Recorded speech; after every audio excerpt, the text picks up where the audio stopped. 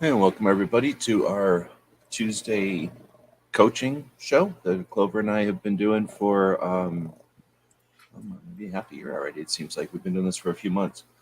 So each month, each Tuesday morning, we get together and we talk about strategies and issues that we have as content creators. I'm working on a crowdfunding project right now, so I thought this week take a break from some of the. We were doing Shot Show for a long time, and then we talked about some other facets of content creation. So I figured let's talk about fundraising, crowdfunding, and the platforms that are out there for that versus other options. There's lots of versions of raising money out there. So each Tuesday, get together with Clover Tech, who runs the GunTuber Academy.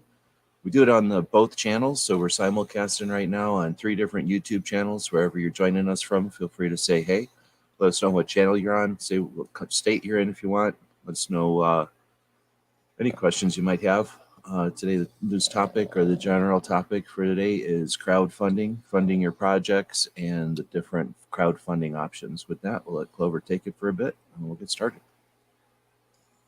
Yeah, good to be here. I don't know, necessarily what all I can add. I know that, my definition of crowdfunding might be a little bit different than yours, and certainly you've used a lot of options for crowdfunding that I haven't. So, should be a good conversation.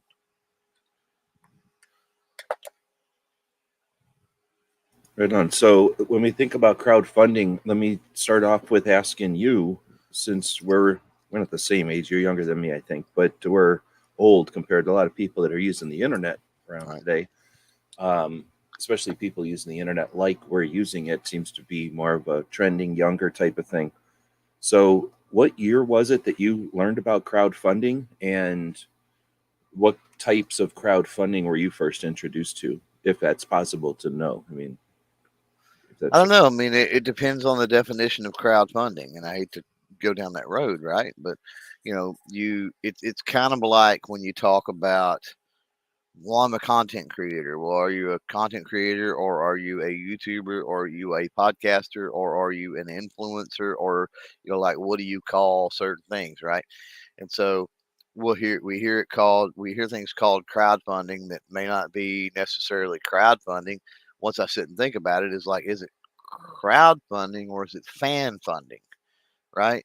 Like there could be, you could split that off potentially. So um, crowdfunding I view as more of a, you're potentially getting people that have no interest in your projects as much as they have interest in the result of whatever that project might be.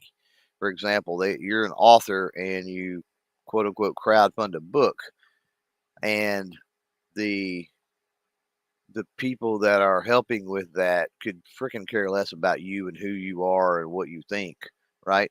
They just want that new book series or whatever it is to, to exist.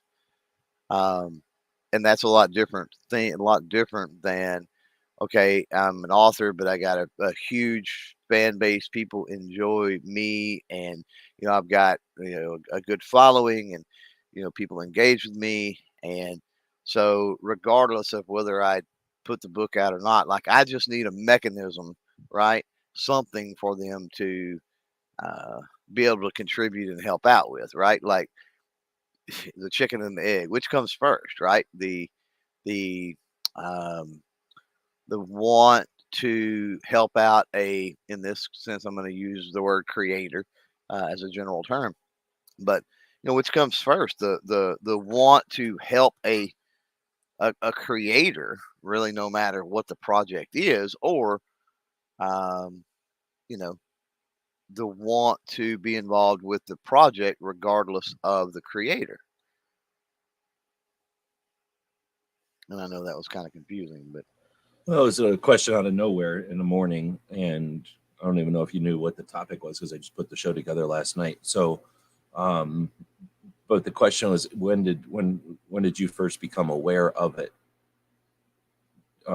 We're talking crowdfunding. think if you look at it from the crowd part of it, and you get like you said with the fan part of it, and you think of how we're mainly talking to content creators, then it becomes a fundraising type of thing. But I guess that's where I think of it when I think of the origins of crowdfunding. I Yeah. grew up in scouts and in school, and I wasn't in like little league sports, but I think they do that kind of stuff too. But there's fundraising. So when you've got a project or something that a lot of times with this kid stuff, it's tradition. People have done it for years, so people in the neighborhoods and the communities understand the crowd, the Yeah. fundraising parts of it, Right. and then it becomes it becomes a vector to literally pay for stuff. But there's other ways to pay for stuff. You could easily go out and have a store in town, or the parents get Right. together and do it amongst themselves. But instead, when they do it as a fundraising thing where they involve the kids, it gives the kids some, what's the word, like some there's a word, I can't think of it, but like an investment in their project. Like the kids are investing, they're putting their time in, they're learning what it's like to put time into something and then understand the payoffs, learn the payoffs. So there's no, this isn't fake. This is, you could put a lot of effort into something and still have it fail. And that's Yep. one of those things that you have to, life lesson you have to learn, and that preparation can set yourself up for better success. So I'm pretty sure they involve kids in fundraising of kids groups. And that's what I'm most familiar with, is the kids groups, because they want to offer that skill building opportunity. And that's where I kind of became aware of fundraising. Now, there was fundraisers at school, and that was more of like the obligation thing, like go home and tell your parents it's time to pay for this. And it was more of like, we were just the vector who, just gave the parents an additional school tax, essentially, just that they involved us so that it was harder for the parents to say no or something. Or maybe it was slightly more optional, right? Because they could decide if they were going to do it or not. But as the kids and scouts and doing the stuff, we were usually raising money for like an event. At least our troop, each troop is different out there. And it's one of the fun things about scouts is there's some guides, but you can really play with it yourself. And I know there's troops that maybe are near the water. They're going to do things with boats and fishing and sailing, where troops that are near the desert or the mountains are going to do hiking or other things. So we would go on a big trip each year, and our fundraising efforts throughout the year all went into pools or funds to fundraise for that. And we'd always have a kid or two that needed help just getting there. And then we had the fees for the stuff. We had the travel expenses. And it helped us budget. It helped us learn that a project just doesn't exist out of thin air. Somebody doesn't blink their eyes and we just go on a vacation. We had to plan for it. We prepped for it. We created our food. We decided to prep like beef jerky instead of buying beef jerky to save money. When you talk about a bunch of kids for a week, it's a lot of beef jerky. And then we saved a lot of money making it versus buying it. And it was a decision we made.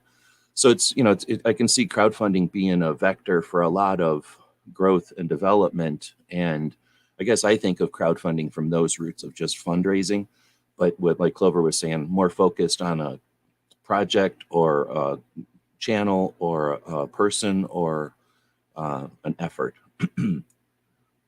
Okay, with that being said, we got a bunch of people joining us live. We do this live because we do appreciate the interactive nature of the internet. So we'll say hey to people. Jeff is out there from Gear Report. They've got quite a few channels on YouTube for the different facets of the Gear Report project. It's gear-report.com, and they've got Guitar Gear Report and some others that usually they'll jump around. So they're on the Guitar Gear Report channel today. And then 500 Magnum is out there. Good morning. Wesley is also out there. If you're out there, we won't know it unless you type something in here. So again, feel free to let us know where you're at and what your questions are, what your opinions are, what your statements or confusion might be about crowdfunding. And then we do have a point, I guess, from Jeff saying, state of confusion, crowdfunding baffles me. Okay, so I don't think there's anything else, but if there's anything else about crowdfunding, there's Susan, welcome, good morning. I kind of riffed on the fundraising part of it, and when we're talking about crowdfunding, like what Clover was saying, we need to get something accomplished or someone wants to raise some funds. I think the crowdfunding for me at least, I think I first became familiar with the concept of Kickstarter. It must have been when Kickstarter started. And then it must have been a few years later or some time later that I realized that Kickstarter wasn't just for them or for Mm-hmm. crazy giant internet technical things, but for lots of different things. And somewhere in there, I started to use it, and I crowdfunded. I think one of the first giant projects or large projects was the deck of cards, was the AK-47 deck of cards, and I started using the Kickstarter platform. Then I've also used the Indiegogo. Now there's some other platforms out there in GiveSendGo. What was the one that everybody used right before that? GoFundMe, and uh, there's probably many more. And then there's other possibilities. What I really like about the crowdfunding, just to give us another vector to go off on here, and again, feel free to help take the show in a direction. We answer questions, we respond to the live comments out there. So if you're joining us live, feel free to be part of that.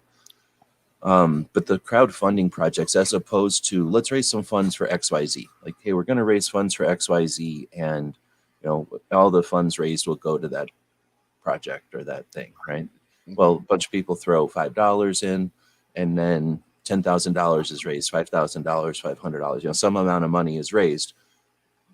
Question mark, how much money was really sent in versus how much money was said. Was it really $500 or was it $554 or something, right? Like,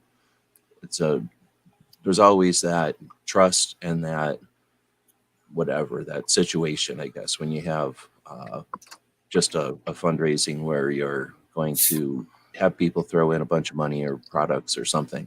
Right. Now, what I like about the systems is they give you some functionality, and I'm a big fan of the internet. I'm a big fan of people working together, and I'm a big fan of seeing things happen as a group, or seeing a bunch of effort, a bunch of people lean into stuff and accomplish great things. And that's what crowdfunding is for. So what I really like about the platforms, and probably the reason I use them, and I don't always succeed. I've had plenty, probably way over 40 projects by now, and they don't all succeed. But they give you transparency. They give you a structure where there's a goal, and then people who participate are given a number. They're part of it. They're in the system. There's tracking. Now, there is still a possibility that someone could say, hey, I'm raising funds for XYZ, and then they raise a bunch of funds and then they book town. It can still happen. This is the world, and it is possible for criminals to be criminals, or for unfortunate things to happen, for people at inopportune times. So intended and unintended stuff can happen, and it can still fail. But for the most part, what you've got is a transparency. If there was 36 people participating, right, they don't have to necessarily have a name associated, but you're going to see, here's a $5 contribution, here's a $50 contribution. And you're not going to see people's names or private info, of course, but you're going to see that 2 more participations happen today. And I think that that's important for not just the people who may not be convinced, or who might be concerned about the legitimacy or the routing of the funds, or how much of the funds are going to be used for the goal or something like that. But it's also just useful for the other side of it, the analytics side. So this is my 37th project. One of my goals this week, in the last week of this 37th project, is to remind people from the prior projects that we've got a project going. Not to bug them, but to tap them on the shoulder and go, hey, in their mailbox, their email box, hey, we have another project. If you like the last one, you might be interested in this one too. And then you have a pool of people to pull from, or to reach to, that may be interested in participating because they've seen your successes before, or they appreciate what your project is doing, or what your content is about. Mm-hmm. I need to step away for a second, so I'm gonna let Clover take over. Feel free to leave some questions here, but if you don't mind, I'm gonna be right back in a second. Yeah, I'm still hung up on, and I'll rip on that a little bit, but I'm still hung up on the whole idea. We hear crowdfunding and we hear fan funding, and I guess essentially, I mean, the best definition of crowdfunding that I can give is that, you've got a couple of different ways to go about funding a project, right, or fundraising. You've obviously got the option, for a sponsored type situation, where one entity or one person kicks in, the entire amount needed to make that project happen. You've also got venture capitalism, which is, typically larger firms and stuff like that.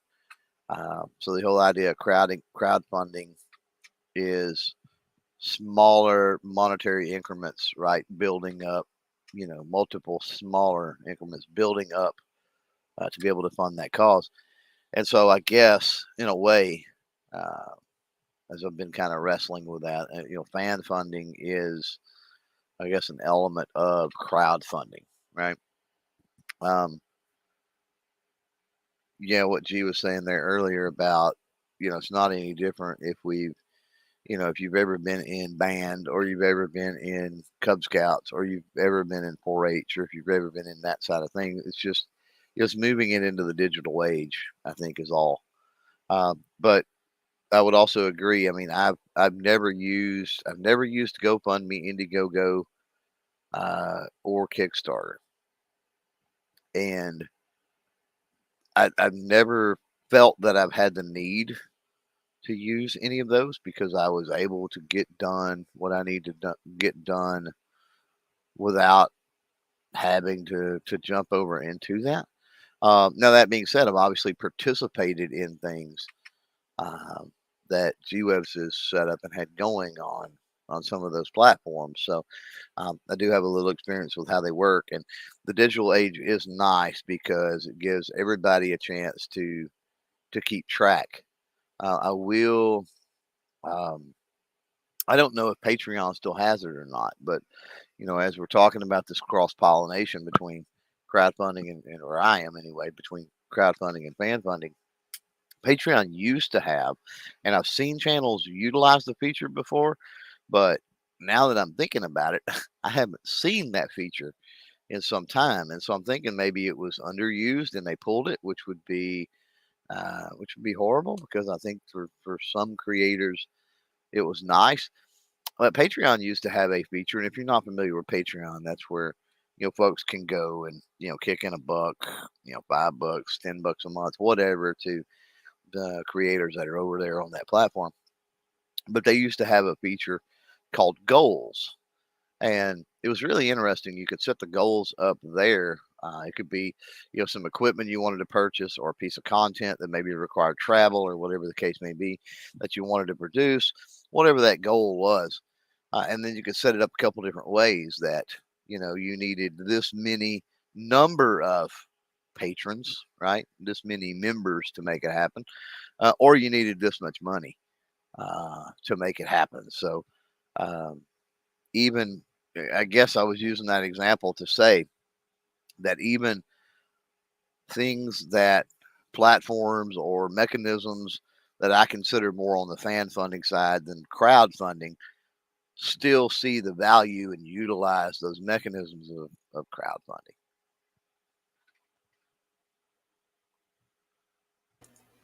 So yeah, Patreon is another version that's more of consistent or more of a periodic, I guess. There's a subscription situation to it, and as opposed to the other platforms that are more project based or one time. And Kickstarter is literally designed, for the venture capital idea of we need some money to get this project started, and then it'll work, and then we can pay you all back, type of thing, or then we can grow, or then we start the engine and it starts to work. So let's see. So we've got the need of paying for things, and we've got the you were kind of comparing it to other methods of fundraising, or not fundraising, but other methods of paying for a project, I guess. Yeah, I mean, more or less. I was doing it like what I was talking about was like venture capitalism, which is venture capitalism is typically like one big donor, one big source of the money, right? Well, no, Uh, but that's the thing. Venture capital, sometimes there's one, and that would be like the easy way to do it because then you have one person to deal with. But often it's a like a capital fund. So it's a bunch of people that are being, It's a bunch of people, but it's together. still one fund, But right? no, but that's very rare still, because most of the time you're going to have your initial run, and then you're going to have multiple people just because of the timing. But you're also almost always going to have multiple people just because there's not wealthy enough people that see the vision to typically fund something unless it's a very tiny project. So just from my experience doing technical things, you almost always have maybe one Well, I may have the backer that you're going to use is like, hey, look who's on board. This so and so person with some prestige or with some reputation is on board, but there's really like 8 people on board making it happen because there's usually so many costs involved. So well, it kind of depends on okay. the project and the significance of Yeah, the I size. think I got off on not just using the wrong terminology or something to get my point across. My point was, there's a big difference between um, crowdfunding is, 1,000 people giving $5 as opposed to one person giving $5,000, Exactly. Yeah. right? And so um, with that comes a community aspect to the project. With that can also come potentially less hassles when it comes to control, right?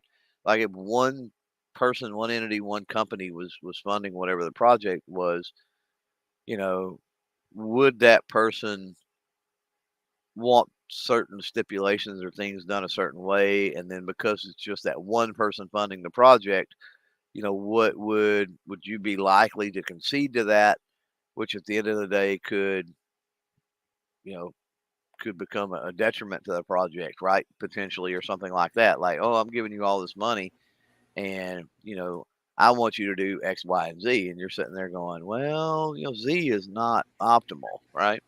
Well, let's use an example of your yellow shoes that you're so happy about. So yellow shoes wants to come along and sponsor your project, and let's say the project is an event. You're going to be going somewhere and you're going to be doing something, and there's a reason why. There's going to be helping somebody. You're going to be raising awareness of something. You're going to be solving a problem, right? You're going to be doing something useful. Yellow shoes comes along and says, "I want to be involved." Well, if it's an ice skating event, there might be some issue because you can't get yellow ice skates and you got yellow shoes. Kind of figured that, maybe they thought you're going to wear yellow shoes. Maybe you're going hiking and now yellow shoes ain't appropriate, but maybe you can paint your hiking boots yellow or something, right? Like, and that's one of those things I think you're talking about. Yellow shoes sponsors it. Well, you may not, you may just take off the table blue shoes being involved. Now, blue shoes might have been like, hey, I don't care. Or it may have been like, hey, I wanted to really put a lot of money into this. But I guess if you want $1,000 from yellow shoes, you won't want my $10,000. So you definitely have that issue. Neither one of them is perfect, and that can be, well, that's getting into funding. Period. We're talking crowdfunding. So getting back to that idea, when you say 1,000 people throwing $5 in, so you've got to, we have the community aspect, and we'll definitely talk about that. What are we here to do? Are we here to reach people, or are we here to sell people stuff? Are we here to raise awareness of something, or are we here to get famous and rich? Right? There's all these reasons are valid, and all these reasons are, in the mix. People have different volume levels on each one of their mixers for these different aspects and more. Right? So what does crowdfunding accomplish versus having other type of income for your project?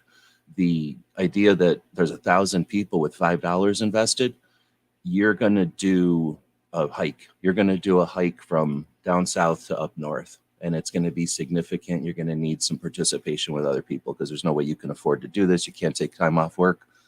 A lot of people like everything you do, so they're going to definitely be part of this. Let's raise some funds. So you raise $5,000 to do this hike. You set off, but then you get on a skateboard and somebody's like, dang it, I hate skateboards. And I didn't know he was going to take a skateboard. And this is, I'm upset with this.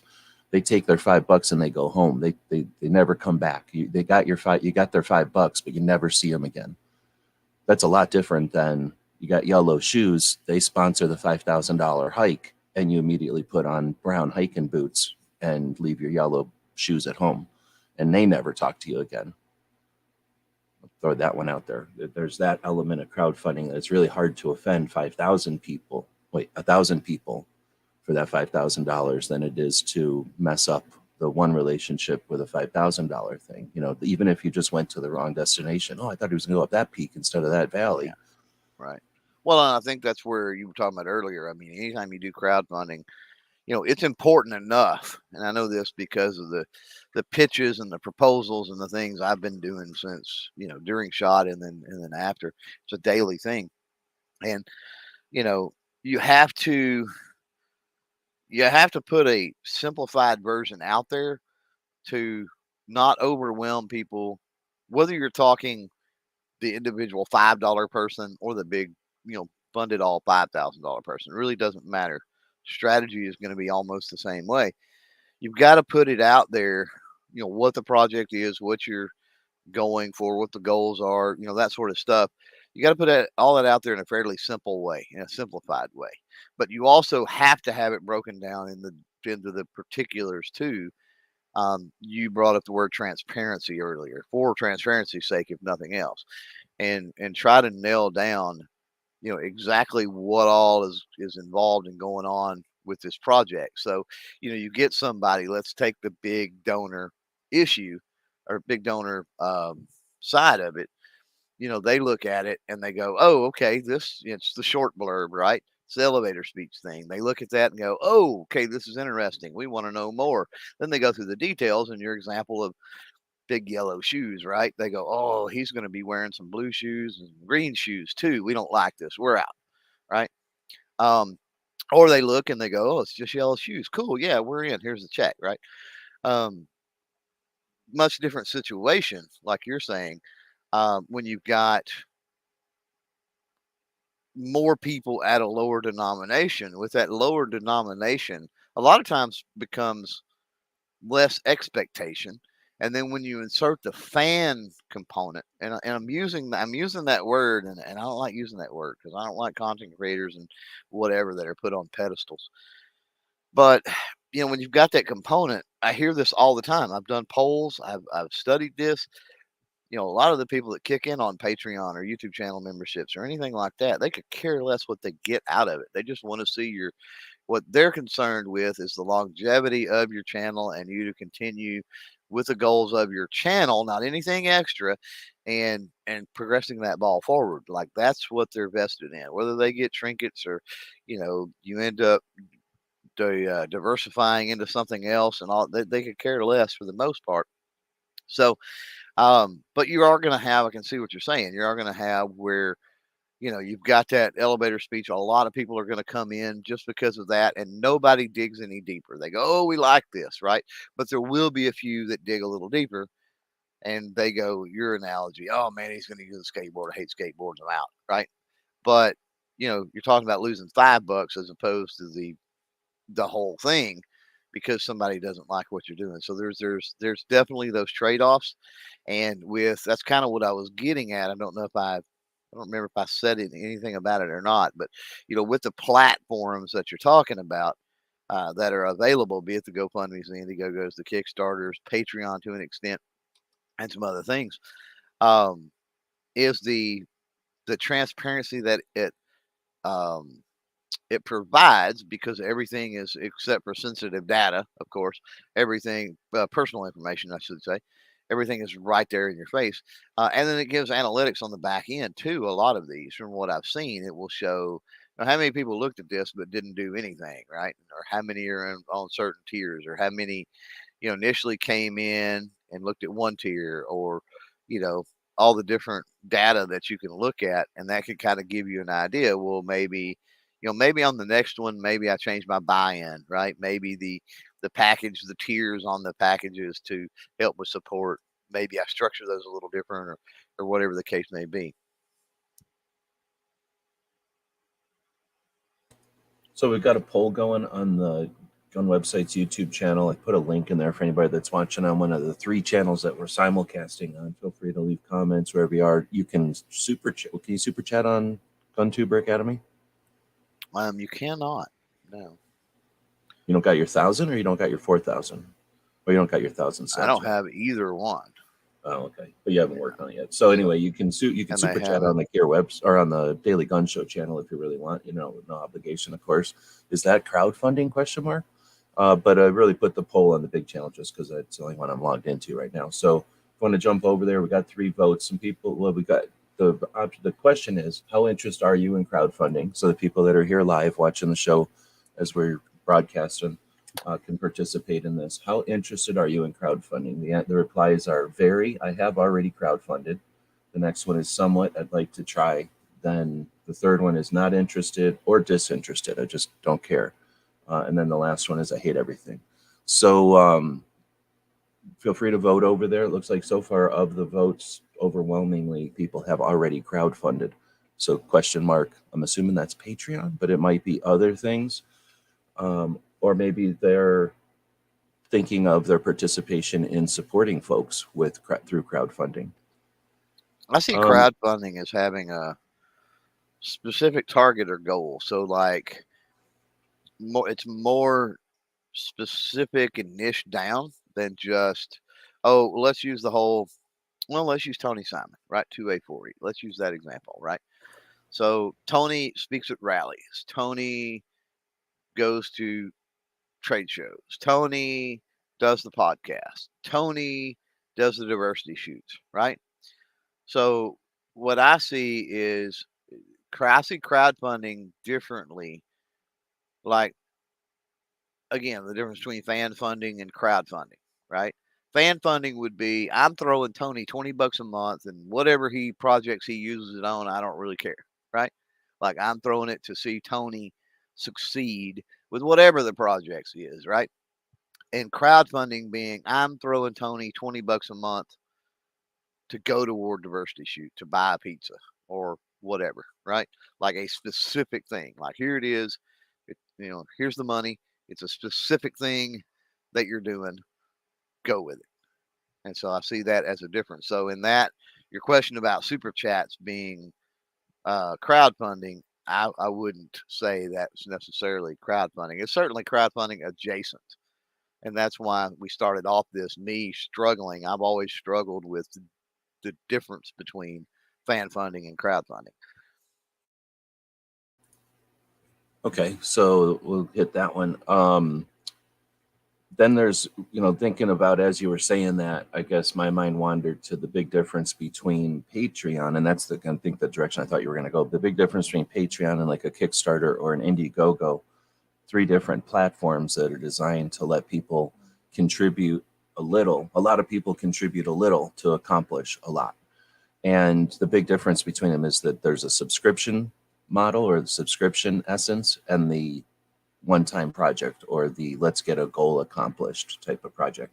Now there used to be, they started out being a venture capitalist type of thing, like either let's get this play that no one asked for made, right? Because y'all think it's important, or let's get this product made, this little Bluetooth thing or this little Firewire gizmo, because no company has decided it's worth the investment. So we've got a couple of clever people. Everybody throws in $50 for one. A couple of people buy the T-shirt, and we got this thing made. You get a couple of books written. You get, the things like that. Little projects going, and something accomplished. Where the Patreon is, I'm going to be writing this comic. So every episode you throw us $10. It's like you're subscribing to the comic. Or I'm a content creator on the YouTube or a podcast, and every episode, I don't know, most people I think do Patreon monthly now, but it started out being, and I think you can still set it up to be per project. So it's like $2 per video or $5 per chapter or something like that. Locals is that way. We've talked about that, where you can live stream over there on Locals, and it costs, you set X number of dollars to be able to join the live stream.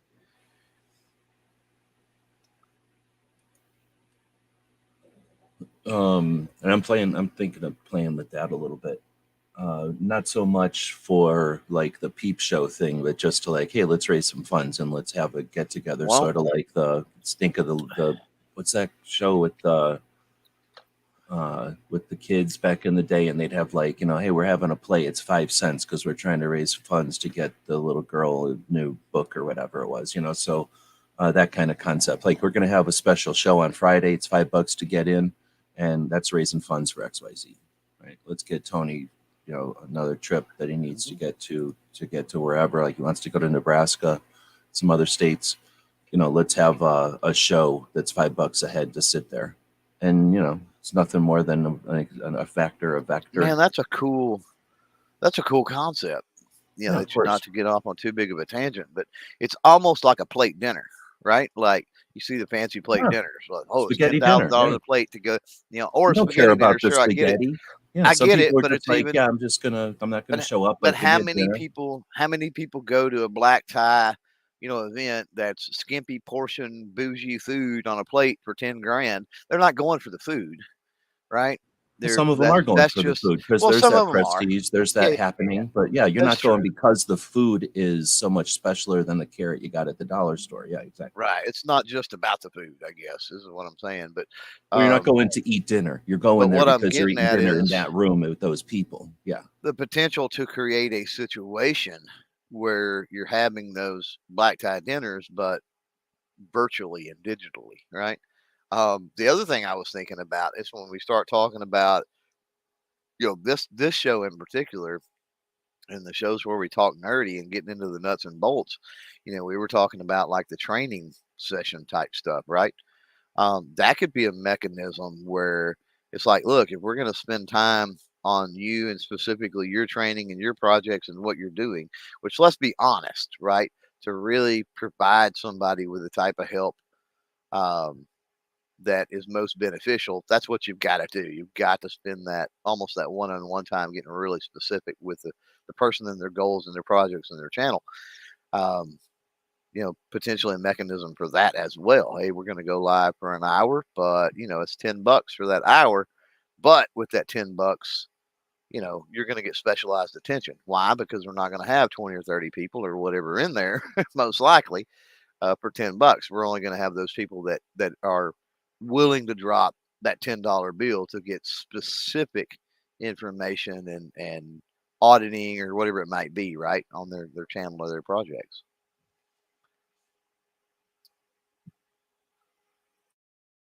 Crowdfunding.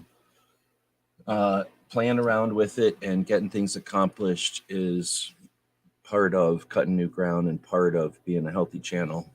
Just throwing that out there as a palate cleanser as I go through and click some of my uh, points that I was trying to make here and I wasn't saving them. So we're 38 minutes in. We're going to try to keep it at 90 minutes today. And nobody's really asking too many questions. So feel free to start asking questions. I feel like I'm missing some stuff. So whenever Clover's talking again, I'll go look for him. So super chats versus projects.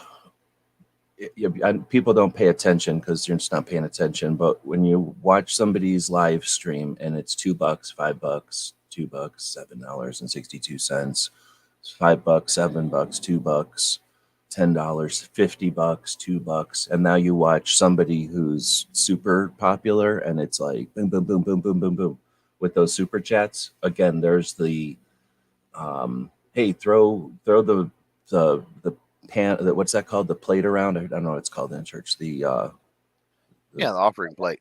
the Yeah. plate, pass that around, and for the most part people are all just contributing, and at the end nobody cares because it's all going to a good cause. But there's a difference between the super chat, hey, everybody just throw $5, everybody just tip, everybody just tip, everybody just tip. How much is the waitress going homework at the end of the night? Who knows? Right? Well, Some and nights that's it's nothing, some nights it's a shit ton of money.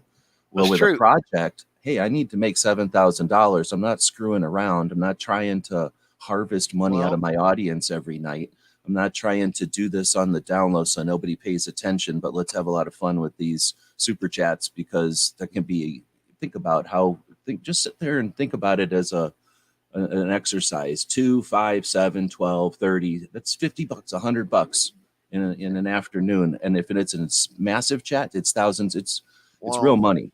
And now that's happening. And now let's say you're on both sides of this. You're just sitting here watching it and you're like, that's a lot of money in the industry that's just being casually thrown around. What if you organize that? And what if you accomplish something with it?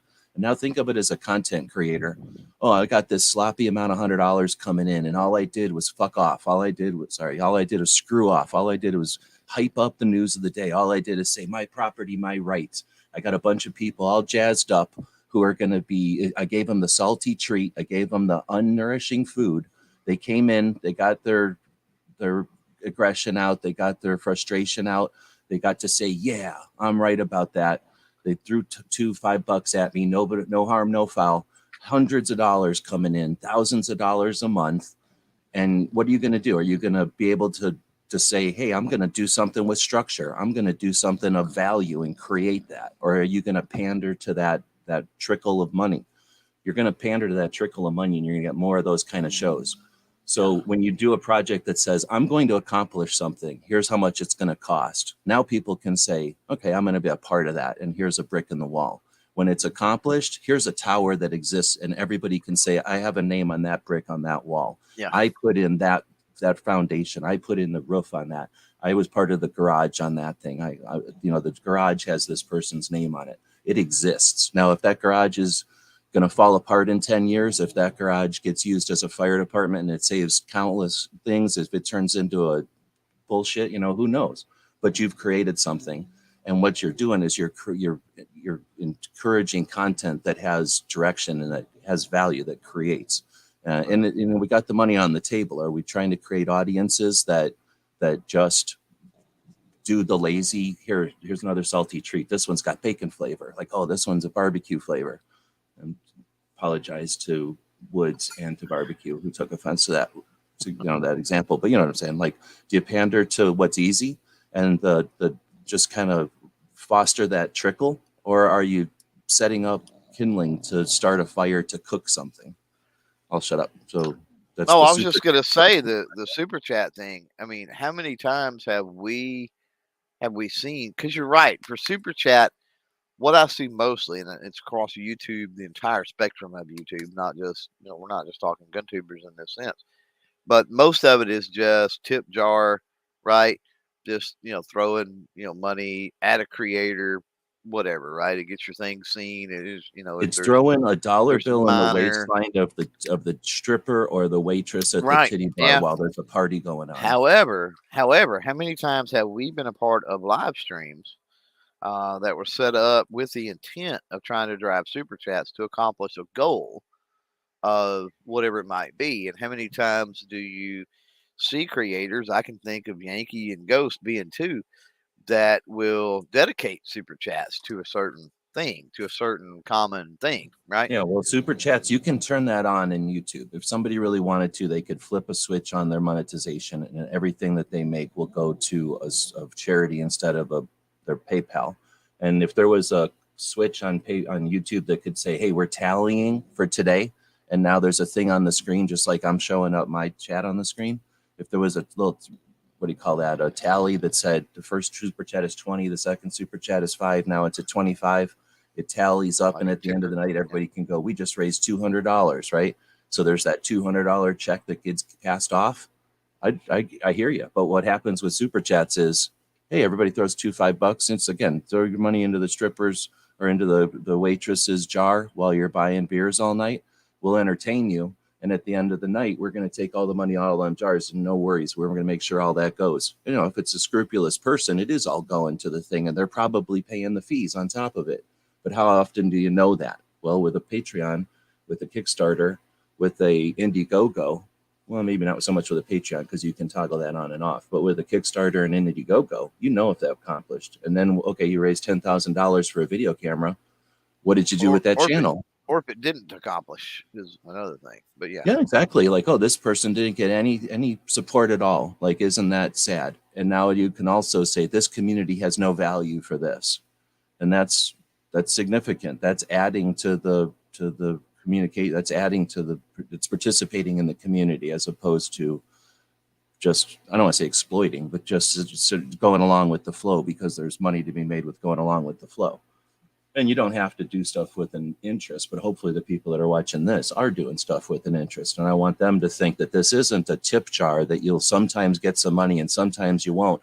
Go on with your life. So this is a super powerful tool here. Super powerful tool. With 37 projects under my belt, that isn't just throwing a hat out there and doing a dance and trying to desperately dance differently in front of different crowds. That's establishing relationships with people who come back and support projects because we're accomplishing things. We're going up the rung of a ladder. We're heading up a hill in a direction. So these things are super powerful, and you can follow recipes to pander to giant audiences, or you can build, you can plan, and you can again, build a tower. And then once you've got that tower or that building, you can start using that building for things, and that might be to build the next building or help someone build their building. That's even another aspect to it. Bunch of super Right. chats coming in. How structured is that? Bunch of super chats coming in. Yeah, you might raise a bunch of money for some project, and it might be something we're going to plan. Hey, this month we're going to raise money for this, and all the super chats are going to this. At the end of the month, you do try to be as transparent as possible. How many people flip open their YouTube? Want to see me start flipping open my YouTube? It's all zeros. I'll show you my YouTube. I can show you when it was $200 a month. Like, I don't make that much money on it. Most people aren't going to flip it over and show you how much super chat money they're making because it's embarrassing. So again, you can do that and you can make that embarrassing money, and it's your right as a capitalist. Go nuts. But what I'm saying is, if you're really trying to accomplish something with your projects and your channels, what you're creating with Patreon and with Indiegogo and with Kickstarter is an alumni. You're creating an email. You have a physical address. You're sending something to people. You're reaching out and having that interaction. But now you have their email. Now you can be a jerk with that and spam them, and they're going to ignore you. Or when you do other things, you can reach out to people that have supported you in the past, and you can say, tap them on or knock on the door and say, hey, just to let you know, we are doing this again. And if you'd like to be a part of it, please keep it in mind. And maybe, and again, you're reaching to individuals now. You're reaching to people that understand what you're doing, and you're not just having a great party. What you're doing is accomplishing something. You're on that hike because you're trying to make awareness for, the trail and the upkeep of the trail, or the kind of indigenous, you know what I'm saying? Like, you're trying to do something, and that's not going to matter to most people, but it's going to matter a lot to the people that care about that trail. And if we're trying to build projects and help people build audiences that care about their projects, then that's why I wanted to bring up crowdfunding isn't just a hat that you put out there and you have to think about a fancy way to dance. There's certainly going to be people that suggest that strategy, because that is the typical strategy. Think of it as a tip jar. Think of it as the hat. Now you start dancing. You start doing whatever it is the crowd wants. Bring a bunch of music instruments and bring some fancy hats or something and start doing it. That is a strategy, but that's not the only strategy. I'm going to quit preaching and let Clover interject here, and then I've got some more starred things before we go too much into directions here. Or no observation. Yeah, I don't think I have a lot to add to what you said. So just to expand on, perks are a two-way street with a super chat, and I'm bitching at super chats because they just bug me. People don't even pay attention, and that's the other thing is, if you are at the end of the month and you go, I can just imagine somebody who's super chatting at the end of the month. They're like, $147 in super chats. Dang. All right, well, I don't know. Money's money, and you're a capitalist. Do whatever you want with your money. It's just, to me, I'm thinking that's a lot of money left on the table, right? And if you're trying to accomplish something and trying to get things done, I want to see people that are accomplish. I want to see Tony not have to worry about, I won't get into the hotel he was at, right? I seen the hotel. I went up there. So, you know what I'm saying? I'd just like to see things be a little bit more efficient or effective. Yeah. So sorry, when I think about, I'm bitching about super chats, but I could just as easily bitch about look at the Patreon channels. Look at the 30% that's going to come off right off the top, right? I hear you, and I'm super cheap, but I'll also say it's YouTube. You know what I'm saying? It's YouTube. So it's easy. That's the whole thing with super chat. Yeah, super chat is easy. It is super nice. Yeah, it can almost be an impulse thing for somebody. All you really have to do is get somebody, just resonate with them, for just a second, and then they, impulse buy and hit the super chat or whatever.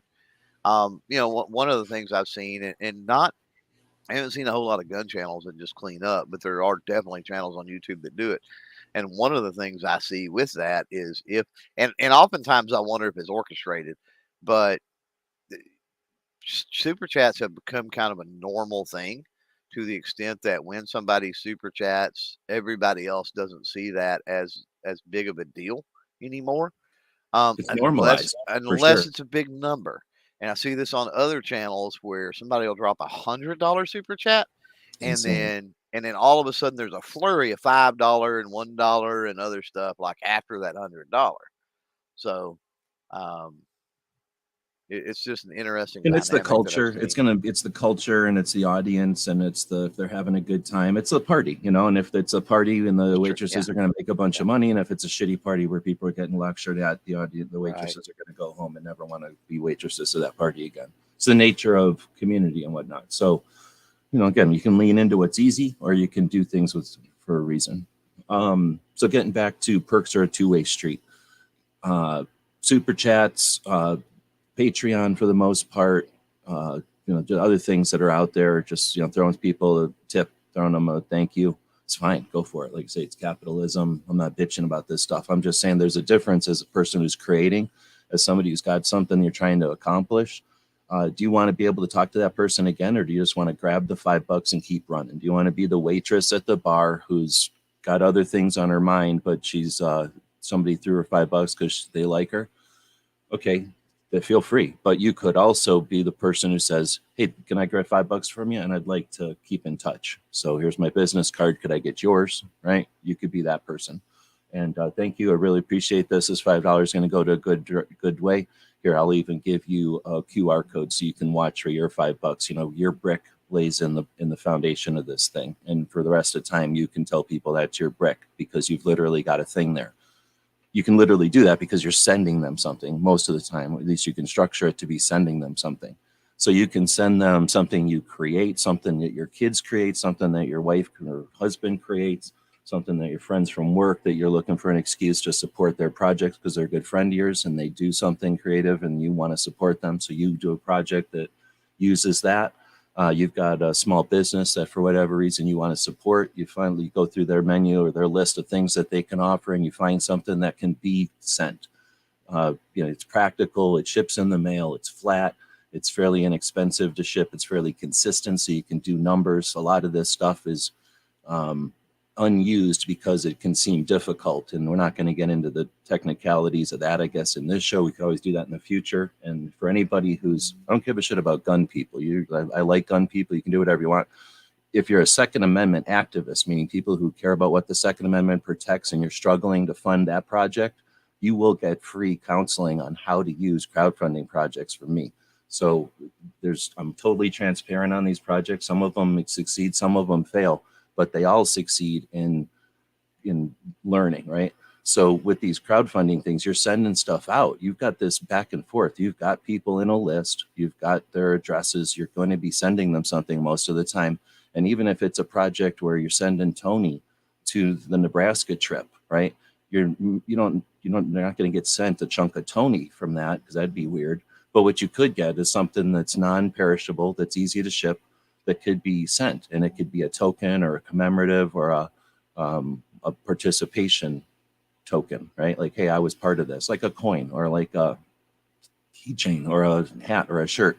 You can get something that needs to be sized to the person or something that can be just kind of put on the desk or something, right? Like there's all kinds of things. Again, think about how you can maybe with the place you're going has somebody that does something that could be part of that. Anyway, you can be real creative with it. And that's the part where I say perks are a two-way street. Not only are people fundraising the project or letting the project be funded, but you've got other ways to utilize that that structure or that what's the word, the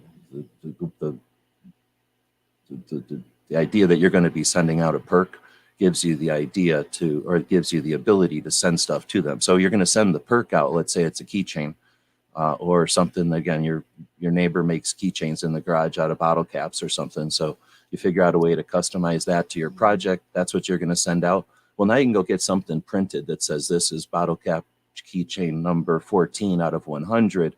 And this was part of this project. And these people were involved. And now maybe that card is one of the perks in your project. And that's the $100 perk, right?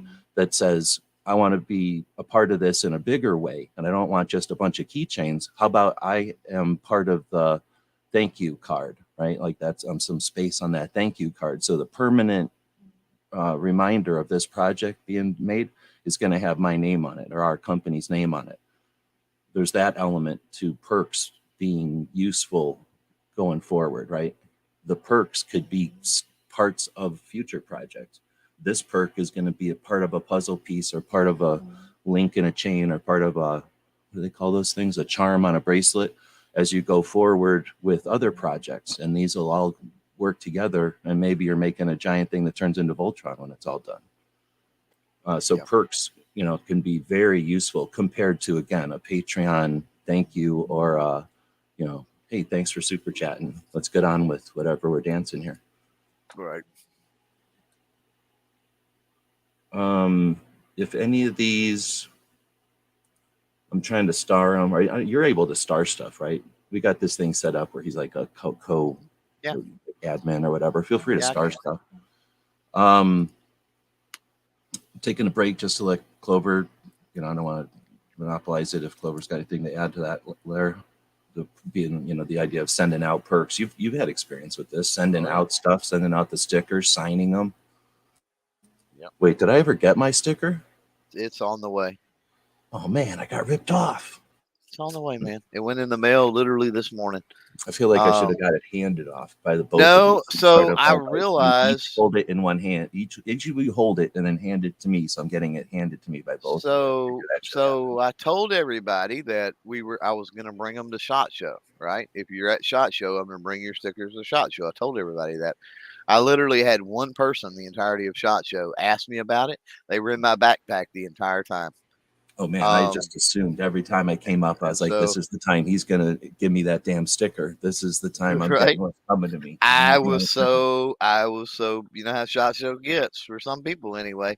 And I was so busy that it never crossed my mind. So, that's right. I never asked for stickers either. I bet you I got. So anyway, so I realized that, last week.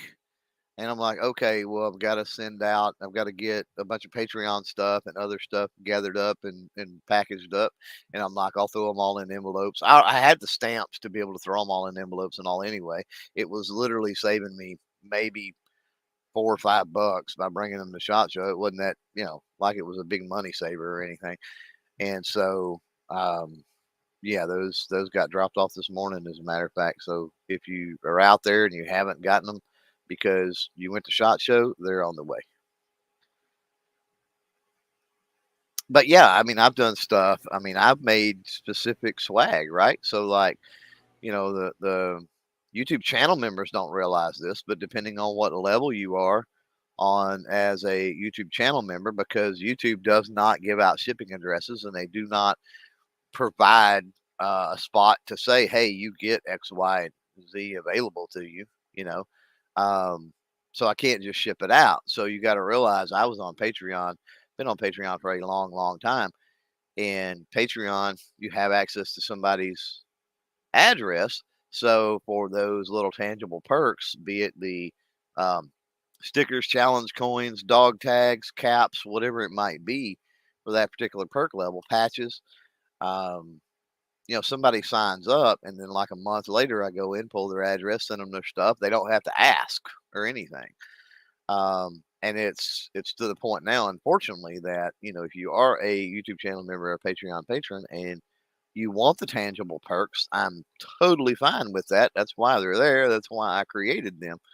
But unfortunately, you've got to ask for them. And it gets back into what I said earlier. I find on my channel and the vast majority of other channels as well. And I'm this way as somebody who supports other channels. I support them for what they're doing and everything. I don't support them for the perks. So, I could care less about if or not I get entered into a giveaway, or if or not I get a trinket in the mail or a sticker or whatever it might be. I could care less. That's not why, I send them my money every month.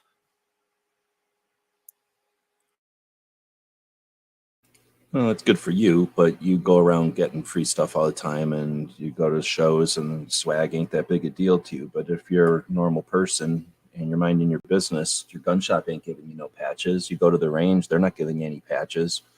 You go to 511 or whoever, they want $9 a patch. So I could see people digging, getting some additions to their patch panels. And if a bunch of people were walking around grabbing patches and sending them out, now you got a chance to say, hey, thanks. I really appreciate you sending me this. And now here's my business card. Here's some patches I got from the last show I was at. Here's some stickers. I guess those are even easier to ship. You know what I'm saying? There's just, People got to, hey, on a patch, like I got to go pay $5 to H&K to get that patch, just because H&K can't afford to just give them to people. I guess they'd like to probably, but they got to pay for them and ship them, so they're gonna make them as cheap as possible. But anyway, I don't want to be too contrary, but I'm just saying there's some Right. there's other people out there who do appreciate the little stuff. It seems like little stuff. No. I'm not saying people they don't that appreciate it. No. That's not what I'm saying. I'm saying it's not expected is all I'm saying. And if it's not expected and there's no mechanism for me to obtain their address, like over on Patreon, right? To obtain their address and just ship it anyway. Because I've done that a bunch of times. Like people weren't even expecting anything. And they get something in the mail why? Because I have their address through Patreon. The YouTube channel member side is not that way. We don't have access to that. So unless you say, here's my address, Yeah. or any swag, I don't have it. And that's annoying because we want to get too much into the technical details here, but I don't like the idea of people sending their emails or addressing emails. When you send it on a secure system, it's behind secure stuff that's coded. Right. And that's another and that's another point about the crowdfunding, especially when you come from the platforms, the resource that the platforms are. Yeah, I'm coming from the perspective of the creator or the whatever influencer, the activist or whatever. Is I got to be real careful how I talk about it here because I don't want to spook anybody. So again, put yourself in the mindset of somebody that is building a core audience, right? That has people that do support them regularly, that sort of thing.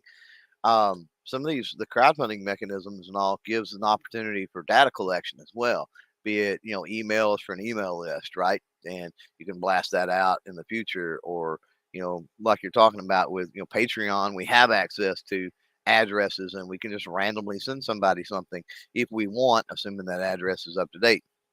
Whereas something like the YouTube side Patreon, you also have an opportunity in Patreon to say in a message, hey, I'd like to send you something. Is this the correct address? And they can say yes or no, but send it to this one because my blah, blah, blah. They can say yes or assuming though, and here's the thing. I mean, there's a lot left on the table with that. And that's one of the issues I've come to have with Patreon.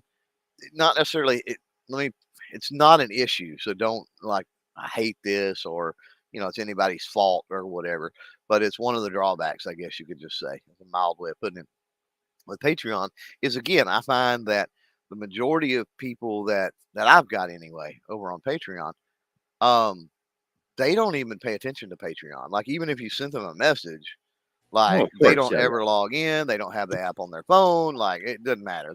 All they did, they went over there, they signed up, they linked their credit card or PayPal or whatever, and they agreed to give you X number of dollars a month, and they're done. Like, they're out, literally. Because most people, and that's you're right, that's a different direction, but it's true, 100%. And that's because most people are paying attention to you from wherever it is you sent them to Patreon. Very few people are going around Patreon and saying, I'd like to put $20 down a month. I'm already putting $5 down on gun websites, and I'm already putting $5 down on Clover. So I've still got $10 I'd like to invest in stuff that I value, and I'm going to go seek stuff out on Patreon. That's the rarity. Most people are thinking, I like what this person's doing. I wish there was a way I could be part of it. Okay, I can go to their Patreon and subscribe. And I'm already on Patreon from Clover and gun websites. So now I found that person. But that's because that's how most people use it. They consider it a tip jar. They consider it a subscription service, and then they walk away from it because they're there to do YouTube. Yep. I use my Patreon as a blog. I use it as a poll. I use it to ask questions and invite people into my live chats. So it's a gateway, like, hey, if you want to be part of the live chat, there's a link over on Patreon. Anybody who's participating on Patreon at $1 or more a year or a month or whatever it is, jump in. So that way, I can, in one of the membership, when I was still monetized on YouTube and I had the YouTube membership, same thing.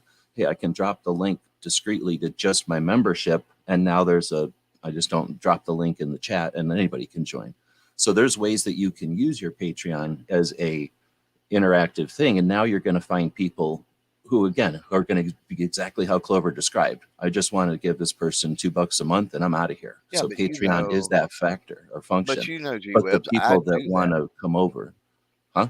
I do that.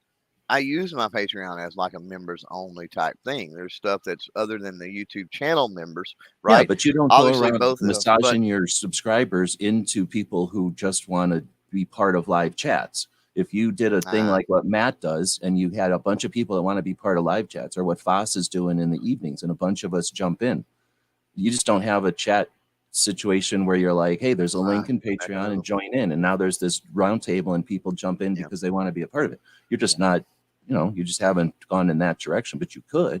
And you just, that's what I'm saying. There's ways to use these platforms. It's not like the platform is vacant and sterile. It's just that some people are using it as a mail drop. And yeah, nobody goes and hangs out in a mail drop unless you say, hey, the fifth person that drops things off personally at the mail drop wins $1 million. And guess who's hanging out at the mail drop?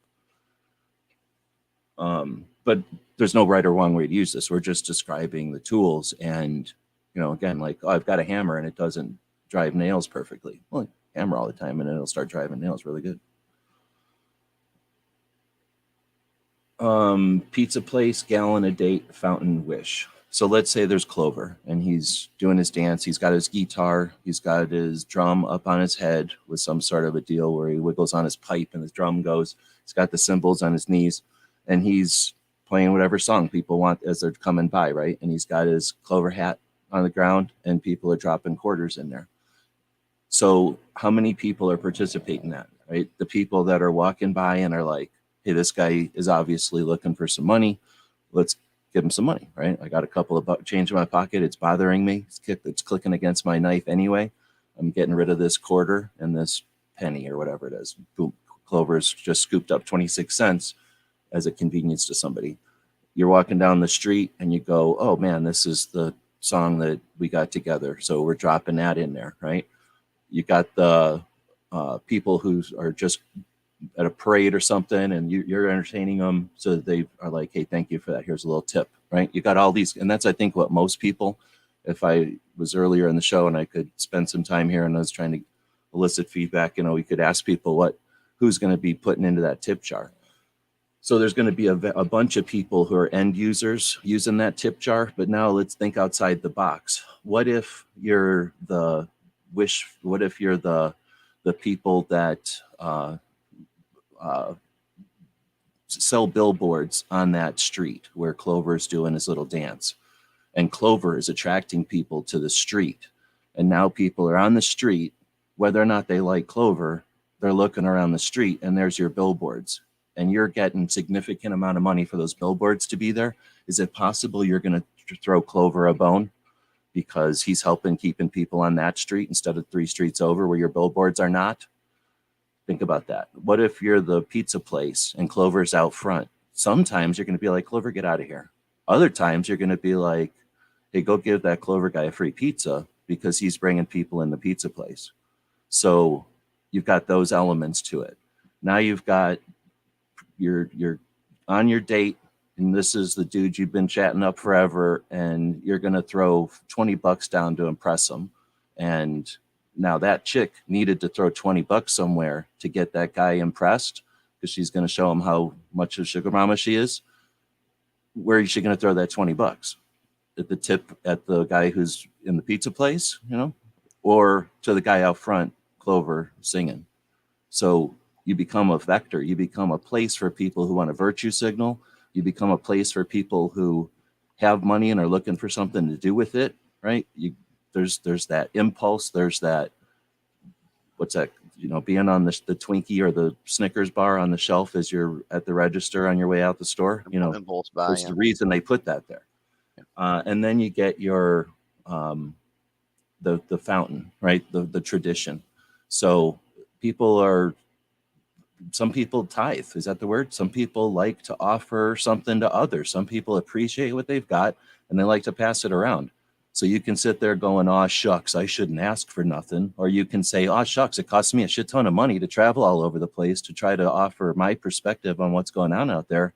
And there's people out there in the richest country on the planet with 350 something million people that value capitalism. And they understand that by moving a little bit of financial resource from my numbers over here to your numbers over there, you're efforting and you're doing something. And I see people out there just leaning into the bullshit that are getting rich. And that's got to be frustrating as shit for the people that are working in a direction with valid stuff in mind, right? And there's going to be those people that are just looking to do it. And you can either be there for them or you can wonder if they're out there. So I wanted to offer some other versions Well, of how that hat, even if you think of yourself as doing the dance and you've got the hat out there and that's all you think of these crowdfunding things as, there's more to it. Think outside of that box. There's more to people on that street than just the person who's being entertained by the song. I'll shut up. well, no, I was just going to say this is valid, and that gets into, a question that I hear all the time, whether it's crowdfunding, fan funding, Patreon, Kickstarter, whatever, right? Um, People are always, or creators, influencers, whatever, are always like, "Oh, when should I start? When should I do this?" And I'm like, "Get it out there as soon as possible." Like, you don't know. You could start a channel tomorrow and your very first subscriber be like, holy crap, I see this person going somewhere. This video they put out, even though you've not only got one video and it's your very first viewer, your very first subscriber goes, wow, I can see this going somewhere. I'm going to share this. And you've got some links, you've got, some things already sitting there. You may not be promoting them or anything, but you've got them there, and that person cares enough, right? Is invested, I guess, mentally at this point, not financially enough, into wanting to help you. Like, hey, I'm number one, and I want to see this thing grow. That they're looking for those mechanisms, and so make sure that you have definitely that you have things in play um, as early as possible. There's no set rule or standard to that, and it goes along with exactly what you were saying, G. There's so many people willing to help out. Sometimes it's for selfish means, sometimes it's for unselfish means, sometimes they expect a return, sometimes they don't. There's various reasons why people would do it, but the point is there's a lot of people doing it for a lot of different reasons, and having those hats or those buckets or those pockets out there and available for folks, I think is the most important aspect of it. For a long time when I was doing the cards, I did the AK-47 deck in 2015, and then I did the Old West deck a couple of years later, and then I did the Firearms Inventors deck. Each of those were different depths of, being workshops and different depths of being crowdfunding and that kind of stuff. Dang it, what was your last point? Oh, there's so many people that are looking to thank you. Toss out money for so many reasons. Because I was doing cards for so long, like over a series of years, I was looking at different crowdfunding projects that were other cards, and I was participating in them because I was curious to see how they packaged them and what their follow-up was like and what kind of participation they had in the project. And you can get that from observing, but you can also get it from being a part of it. And sometimes it's $2 because I didn't care about the deck of cards, but I wanted to be part of it and subscribe and get their updates. Sometimes it was $20 because I wanted to get their deck of cards. One of the decks of cards was a clear set of cards. Like the cards are made on clear plastic. They're just like embossed or whatever. They're like pressed in so you can feel them and see them a little bit, but mostly like almost like a braille deck or something. But they're super cool. They're just all clear. And then the box is clear. So you can literally see through the whole deck. It's really neat. But it was like $20 or something. And I'm like, yeah, that has to happen. That just needs to be a thing. I don't know why, but it's just super cool, right? So, some of them I just wanted to be part of. So period, boom. Like just because I'm doing things similar to what other people are doing, I'm participating in probably 10 card projects where I would have never participated in those card projects, except that I happen to be doing card projects. So you don't know what's going on out there and who your competitors, your allies, your peers, how many of them are going to participate for all those reasons and more. Yep, this is true. Okay, so, wait. G23 asked a couple of questions. Is there a good question, or is there a good recipe for doing a crowd fundraiser? Go ahead. How many have you done now? You've done more than a couple, so have you found a recipe? Not really. Some work better than others and whatever. Over the last couple of years, with the economy, with the lockdowns, and everything else going on, I will say it's been really weird. So, hopefully things equalize, normalize eventually. yeah, I don't know. I mean, I think the recipe is, what is your project, right? Like, where do you goal? You got to start with that, obviously. Um, as with any recipe, what are you trying to make, right? Um, from there, it's a matter of, hashing that out and fleshing that out. So, you want to, for me, I want to say, okay, well, here's what I need to do. You know, what is the absolute bottom dollar, right? Budget, shoestring budget type way of accomplishing in this. And then what's my optimal way, right?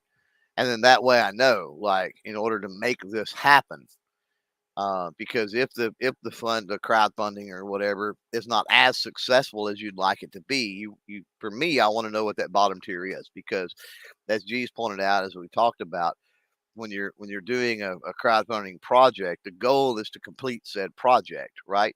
And so for the people that vested in that, to see that project completed, right, is I mean, is something that they're going to want. So for me, I'm going to want to, okay, if I optimally I want to raise 2 grand, but I could pull it off for 12, right? So I'll push for that 2 grand, and then as long as we can come out with the 12, then it's a success. We made whatever that project was happen, right? And so, fleshing all of that out. Um, from there, I mean, start figuring out, where are you going to push this out to? Like, do you have an email list? Do you have, um, your YouTube channel, your social media? How are you going to push this out? What type of numbers are you looking at as far as being able to push that out, right? And then, okay, I've got all of these numbers. Realistically speaking, how many people out of all those numbers now do I think are kind of a lock, right, to buy in? And you're going to tie that into, and I know I'm getting way off into the weeds, but I know you're going to tie that into that lower number, at least I do, right? And then it's a matter of, okay, you know what you're doing, you know roughly the cost and what you want the project to bring in at a minimum, who all you're going to be reaching out to with this. There's going to be extra and unforeseen stuff, of course. But you're going to be, pushing out to those people. Now, what are you going to push out, right? Um, and then from there, it's figuring out, okay, if we do 1,200, we make the project happen. But if we do 2,000, we make the project happen, and some perks can kick in, or whatever, the extras are. So, that's kind of, I don't know, that's kind of my thinking about it in a way, the progression of it. Yeah, I appreciate that. There's there's no answer, because there's many answers, and without getting into trying to get into the technical or strategic aspects of it, um, I think that's about the best uh, synopsis or summary. So the answer is there's so many answers, right? So good recipe. Well, I'm not going to just repeat everything Clover says. I guess I'm going to I'm going to go at it a different way, since we're all gun people. Uh, so whatever you're going to start with, a gun for shooting, maybe you start with the bolt action. Maybe you start with um, uh, a just move something here that's distracting me. Maybe you start with a bolt action. Maybe you start with an AR-15. Maybe you start with a pistol. Maybe you start with a revolver. Whatever it is, that's your first experience with a gun. Is it your last experience with a gun? Immediately, depending on your situation, you're starting, you're shooting another type of gun right then. Maybe going out for a session with somebody and you shoot 3 or 4 different types of guns, but you prefer one. Now you're wondering what a pump action shotgun is like, because you still haven't shot that. I've never shot a lever action. What could the recoil impulse be like on a gun that doesn't have anything that moves when it shoots? Everything I've shot immediately starts to, after a slight dwell, immediately starts to go into action, and the gas is pushing things and the gun is operating, and while I'm holding it. And those have been really different. What's it going to be like when that doesn't happen? If you never shot a bolt action, you don't know what it's like to get recoil. So, every action requires an opposite reaction. If there's no action happening, you think revolvers and bolt actions don't kick. You don't even know what kick is if you're somebody that's only shot 1-9s, right? So, in dealing with it and being able to shoot it, well, if you've only shot revolvers and now you start shooting semi-autos and you realize that the kick that you're used to in a revolver is incorporated into the action of the semi-auto and it's gone, you have to learn how to shoot differently. Are you going to be not able to? No, you're going to just do it a little bit differently. And I'm bringing this up to say that we adapt pretty easy to all kinds of things. We can understand how to shoot a revolver and apply that to shooting a bolt action, understanding there's going to be some differences. And that's the way my answer is to this. Is there a recipe for doing a crowdfunding? If you're crowdfunding for your project, G23 hosts a live show each Saturday. He's got a large audience of people that care about him. He's providing something to a large community by giving us, essentially, I'm thinking of it as like a watering hole. It's the water fountain, but even more than that, it's like the Cheers. It's like the bar. And while he doesn't have a cost for the real estate, what he does have is a lot of time invested. And every week he's there providing a live show with an ongoing conversation that people are allowed to, feel welcome to participate in and be a part of, whether they're participatory or observers. And a lot of times people don't realize the value that is. But if you don't have that, all you have is fake bullshit artists that are exploiting it for the super chats. And all they're going to do is the bare minimum so that they never have to, do anything that challenges or endangers any of that system. So by having regular people out there that are just putting their own time into it for their own reasons, they're providing a lot for the community. So he's got a lot of people that participate by, again, being part of the conversations, either literally joining when he sends links or in the text chats, right? And people that look forward to that, people that literally plan their weeks around it. And even if that's just dozens of people, it turns into hundreds of people in the residual, once the video renders and once people have a chance to watch it on their own schedules. And there's people that appreciate that at different times in different ways. And nobody pays attention to this, but think of the future. Think of the value that this may be and possibly is adding to the future, who's trying to get a real appreciation for what life was like in 2023. Do you think anything that's viral is a real indication of what its life is like in 2023? Or do you think that these hours-long, consistent live conversations with real people having conversations about things of the day, these are the boxes of black and white photographs that come from somebody's suitcase. These are the actual indicators of what life is like in 2023. We are an invaluable resource for the future. And sponsors should realize that, but we should all understand what value we're providing, to not just for ourselves, for currently and for the challenges that we face as a community that's being marginalized with a lot of resource behind it. The 14th wealthiest person on the planet is attempting to hire the lady who normalized Roundup with Monsanto to marginalize our property and our decision to own that property, and our understanding that gives us a lack of fear of our neighbors. And that's a big thing. And what we're providing is an insight to the future of that. And that might be too big for people, but that's the kind of stuff that G23 is offering out there, his slice of that. So right now he's doing some stuff where he's got to pay for gas, and he's got an Indiegogo going. So is there a recipe for that? Yeah, there's probably way better recipes. That's not my forte. It's not what I have experience in, but you don't need to have an expert. You can literally just go experience. Well, actually, we have an expert. Crump is out there, and he's done some crowdfunding for projects that are health related, right? Without getting into it. So there's definitely some strategies for the give, send, go. So again, people that value what you're doing just need to be aware that you need a bit of assistance. I'll shut up again and let Clover chime in on this one again. No, I agree. And that's what, since you're talking about that, may jump start comments, because I know that you were, but we've got one out there, worthwhile fun.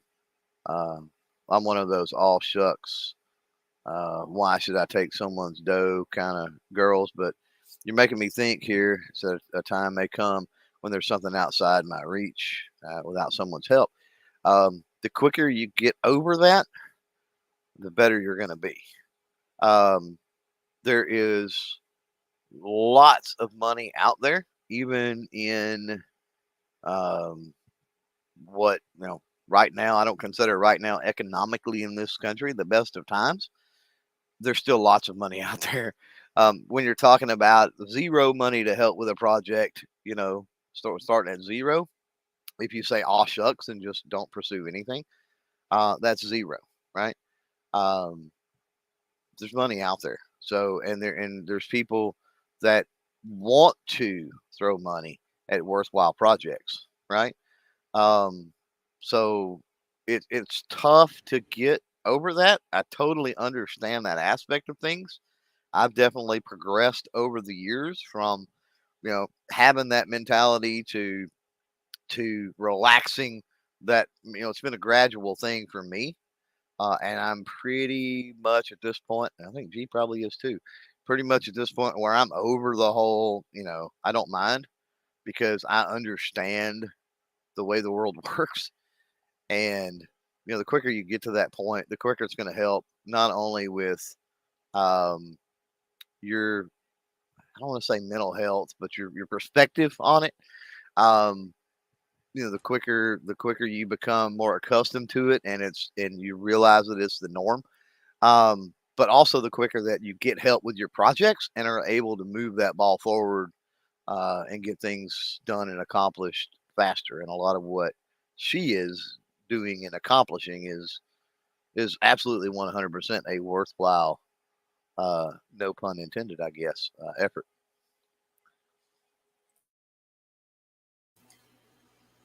So without getting too much into, we're talking today. We just brought up crowdfunding campaigns and strategy. I guess that's the whole title of this thing. So we probably could get into it, but I'm trying to keep it. Well, there's no way it's going to be 90 minutes. We're about 4 minutes away from that. So everybody's got the first question from G23 was, is there a recipe? And the answer was there's a zillion recipes. So the answer is yes and no, because there's too many of them to say there's one, right? So there's lots of them, and there's, just like recipes for cookies. There's a million recipes for cookies at Christmas time. You're going from this realm of recipes, and at Thanksgiving you're going from this realm, and whatever birthday, I don't know if there's birthday cookies, but you know what I mean. There's unlimited numbers, and you're going to kind of limit it down at times, but you're still going to have options, and then those options are going to depend on who's showing up. If they don't like nuts, you're not going to use a cookie with nuts in it, and if somebody doesn't like chocolate chips, well, you're not going to invite them, right? Because you're going to make chocolate chip cookies. So there's those kind of decisions. So with what Susan's doing as being an advocate for the DC, an advocate for us and for civil rights, and then for being a DC project delegate,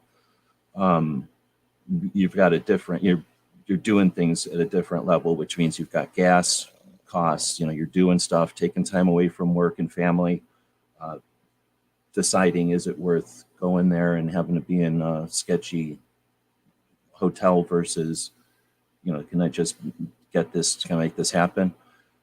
But you've also got the audience factor of it. So part of this strategy isn't just how, like Clover was alluding to on a previous question, or maybe it was the answer to the G23's previous question of the technical, how do you figure out what to offer and how to accomplish that, and how to figure it all out, or factor how much shipping is going to cost and how much it's going to cost to get this many of that quantity of stuff. You've got another aspect of strategy where you're creating alumni, or whatever you want to call it. You're creating people who have participated in your project financially. Yep. And that's similar to what we have on Patreon, with people who are literally invested in what you're doing. And you've got that infrastructure that is difficult to obtain with something like a super chat or a pat on the back or a hey, thank you, and attaboy type of stuff, which is appreciated and necessary. And people should not undervalue the value there. As human beings on the other side of the internet, all of that adds up. But again, you want to have a place that makes it easy to have, to facilitate and then attract the people who are interested in funding you. I guess I was going to say a couple of things for what Clover was just saying there. Money's different, worth different things to different people. So certain people are going to throw $100 around where I'm going to throw $5 around. Like, I don't even care about $5. I'm that kind of money, right? Like, if somebody's got a project going, I'll throw $5 at it. If somebody's doing Patreon and they're of value, I'll put $1 there. I'm not rich, so I can't fund people, but I can participate. I can be on board. I can be there as a pat on the back and like, hey, I'm here. And if something big comes up, let me know. But, I'm involved, but, I'm just one of many. And I understand that there's value there. But there's other people that can do that with $100. And trust me, there's people that can do that with $100. And it's, we live capitalism. We're the richest country on the planet. And just because you're not like that doesn't mean there's not people that are like that. And you can either have a situation where that's there or not. But trust me, the people that are just leaning into the bullshit every day are doing it for a reason. And that's because there are people that throw around $100 the way that some of us throw around $5. And when that happens and you've got 1 million people, how many people do you think they got that can throw around $100 for that engraved $20 thing? And they just made an $80 profit on it, and they just moved 1,000 of them. So that's $80,000.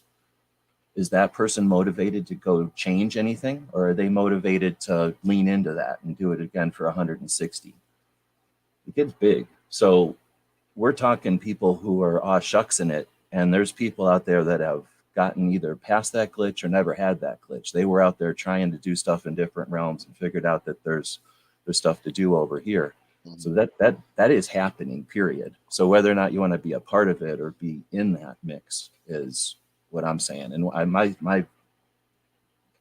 assuming, and what I see is when there's people like Susan who are putting their selves and what they're offering, their accomplishments and their ambitions out there.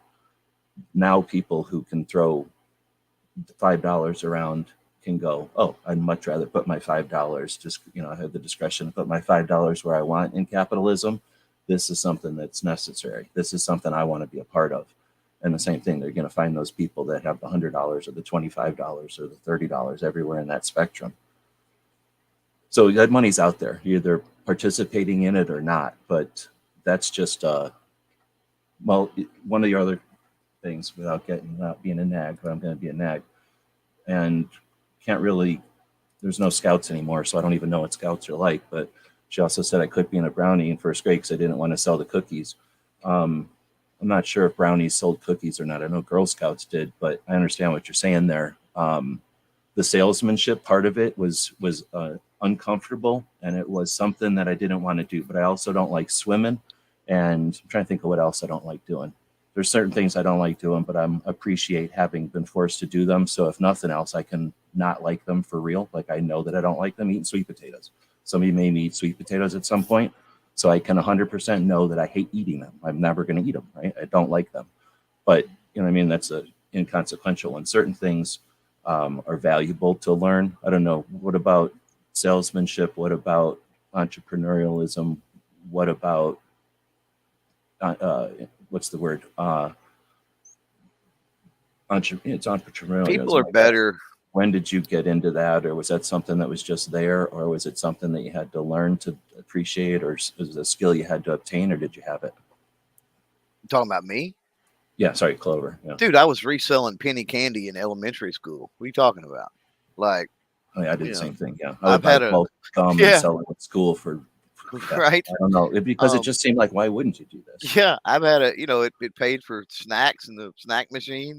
Like I could not only eat what my mom get left over from lunch money or whatever. But you know what? The reason I did that is because I was part of Scouts, and in Scouts we would all go around and sell $10 tickets to a spaghetti dinner, probably $5 or whatever it was back in the day. And then we would buy a bunch of spaghetti for X amount of dollars, and we would be able to go camping, and we'd be able to do a lot of cool stuff, understanding that there was that. You're right. Go ahead. No, you're right, and you're kind of going down the road and making my point. And so with Susan, in a way, here she didn't want to sell cookies for the brownies. Big difference between I'm going to sell myself and whatever product and thing I've got going here, right? Project, and I'm in complete control of not only the money, but what I do and how I manage the product and this, that, and the other. And I'm going to go sell cookies for this organization that's going to dictate the rules of how we spend this money and the scoutmaster, or whatever it might be, and the rules that they may have in play. And, that's much different than you're in complete control of it. And so that's one of the cool things about, when you're talking about entrepreneurship or whatever on that singular project, singular person level, right? Is that like you've got all that control. So like, the selling, penny candy in elementary school, right? That led to, I could buy extra Star Wars figures when we went to town, right? Like, well, my brother and I both got one, that mom or dad would buy, but then I could buy another two. Why? Because I had a pocket full of change or whatever the case may be, right? And so the beautiful thing is I was allowed the freedom, to be able to do that. But it's the same situation, and I find, the biggest thing is, and one part of what Susan said out there, it does resonate, and it is true. Is the selling aspect, right? Like we're all selling, whether you're trying to attract a mate or whatever the case may be, we're selling ourself or certain things every single day of the week. It may not be in return for cash or money, right? So I find that people are better at selling, and especially themselves and or the things that they're truly passionate about, than they think they are. A lot of people are like, I don't know, I'm just not good at the closing the deal and the selling. And it's like, well, you probably just never really sit down and given it a lot of thought and fleshed things out. You way better at it than Appreciated that you've done it before, or that right. you're doing it all Yeah. the time, maybe. Yeah. Yeah. And then I was going to throw this out there. I don't know what kind of discretion or leeway the DC project offers, because they do have their own shirts and stuff, and there might be some procedure or the way that they deal with this. But for a regular channel, for somebody doing something, uh, for example, and think outside the box on this, but the back of your T-shirt, the front of your T-shirt might be whatever you got going on there. Probably most people would tell you have your own logo. Some people are going to not carry their own logo around on their T-shirt, but the back of your shirt could potentially be like a list of the people that made it possible for you to do whatever it is you're doing. A thank you list, a participation list, similar to think about like an event that happens and it says here's all the sponsors. Well, if you're doing something and you're going someplace or you're accomplishing something, you've got ways to thank and acknowledge those that are being part of what you're doing, and that can be that token or that catalyst. You don't have to have a keychain or a hat or something like a shirt that you got to figure out what size and you got to figure out what brand. Trust me, there's no win on a shirt. Whatever you do, oh, I don't like the way the iron-on is on there. Oh, I don't like the brand of this shirt. Can it be a little bit different shade of different color? Like I didn't get it fast enough. Oh, the company you use is too anonymous. They don't love my shirt enough. Like there's a million things. And then the other side of it is this is the best quality shirt ever. Like, thank you. These shirts are awesome. Super fast delivery. Like, what I mean? There's no win on certain things. So sometimes just having an acknowledgement or a thank you or a creative way to, maybe at the introduction or the exit of your show or your videos or something, you say thanks. There's ways that people acknowledge those folks, and that can be the when you're thinking, oh shucks, part of that is maybe part of that hesitation or apprehension is that's a lot to get into, having to come up with a keychain or a shirt supplier and all that, and a design, and then again all the complications that might seem like they're overwhelming. One way to remove some of that is to think of it as like the subscription model or the support model that PBS used to use. This is brought to you by, just a subtle thank you to the folks that do it.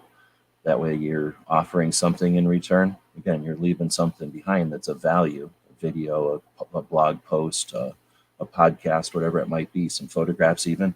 And in the description, you're leaving permanently a thank you to the people that created that. It's like, making a statue and then having an inscription below. It's going to be there for perpetuity. Well, what about the optics? If you're talking about something like, especially DC Project, I don't know how many names you can squeeze on the back of a shirt, but I've seen 300 before with some of the 4-H tournaments and stuff that we we participated in. Um, so what kind of dynamic would it be with somebody like that, like a lady of the DC project that wears that shirt, goes in to talk with a state or a, whatever representative or whatever, and actually has that list of names or 300 names or whatever on the back of her shirt? I Ouch. mean, And she can it's turn like around and point at her back and say, "These are the people I represent," a and more. portion. Here's the Yeah, dedicated people I yeah, represent, right? Like yeah. not all I represent. And I mean, obviously they've got to understand the significance and that, the organization has a certain amount of reach and all of that, when you're going in and you're talking with them. But I'm just curious as to what the optics might look like with something like that. It I could know be a that the cool fundraising thing. opportunity is that shirt, the shirt that was worn this session to this, the challenge or for these testimonials had This these many people's people sent names me on it, here. and you Yeah. can buy this shirt at the print on demand place with this particular, just like a tour T-shirt. It's a Hmm. DC project in the front, and it's Hmm. this stop on the tour 2023, and Yep. these were the people that were on our Patreon that got me Limited. there. Yeah, limited run to Yeah. the actual Not whatever everybody's going to care, legislative. but the people that Yeah. participated can go jogging in a shirt that shows that they participated, and Hmm. that's a catalyst for some participation and some stuff getting out there in real life. Yeah. Yep. Yep. And there's even a way, because this is what they would do with the shirts I'm talking about. They would have all their participants right listed on the back of the shirt. And so you buy the shirt. They obviously mass produced those. But then when you bought a shirt, they gave you an iron-on little vinyl star that you could take home and iron that star next to your name on the shirt, on the back of the shirt. If you wanted to do that, I guess. I don't know how many people did that. But it was definitely a possibility. So, you know, that could be something that, for the people, and a little vinyl star, iron-on star, the size to go beside somebody's name would be insignificant as far as, the cost of the shirt and, the project overall. But that could be something that's really cool. Not only would they be jogging around or whatever with a shirt that they helped to create for a specific legislative endeavor or whatever it might be, but then they could also personalize said shirt to where it's right away. Somebody can look and see their name on there, right? Or their channel, right? Like Or uh, yes, yes, yeah, however they wanted to their put it on the project. shirt. Yeah, Yeah. yeah, yeah, yeah. Yeah, exactly. All right. So Tony could do that for each diversity shoot. I'm just saying.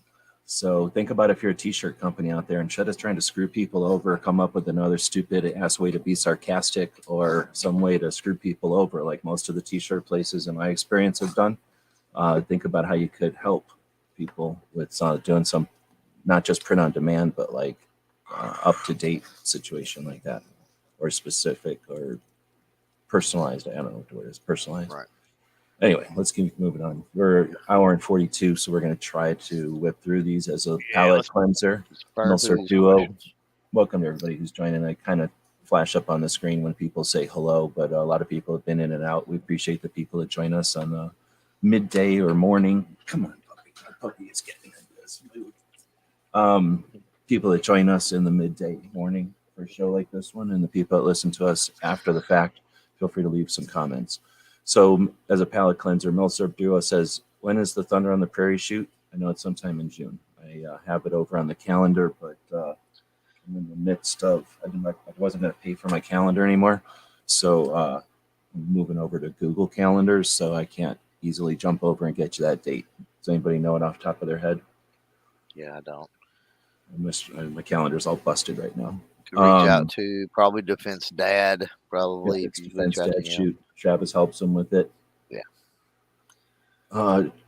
Jeff is saying jumping over to the Hummer Gear Report channel on YouTube. I feel physical pain when platforms take their cut, and I hear you. I'm super cheap, but at the same time, we're getting a lot of benefit. It does hork my gourds, but I'd rather have the participation than not. But again, when you're dealing with a lot of people, it doesn't matter. So the people that are getting hundreds and hundreds of dollars worth of super chats every night could care less. They're never gonna complain And that's how YouTube is able to stay doing it that way. Again, they're having to create islands to cool the servers, right? They're creating islands so that they're floating servers out there in the ocean to keep their, they have so many servers running to keep YouTube going. So Yeah. they're not making they're making money, but they're reinvesting it in the systems here. So I'm not too worried about YouTube. But what I was getting at is when you're having an actual relationship with your audience and the people that subscribe, we're not just talking about audience anymore. We're talking about the people that participate financially in the continuation and the growth of your project, right? We're talking to Second Amendment advocates here, and I guess other people are listening.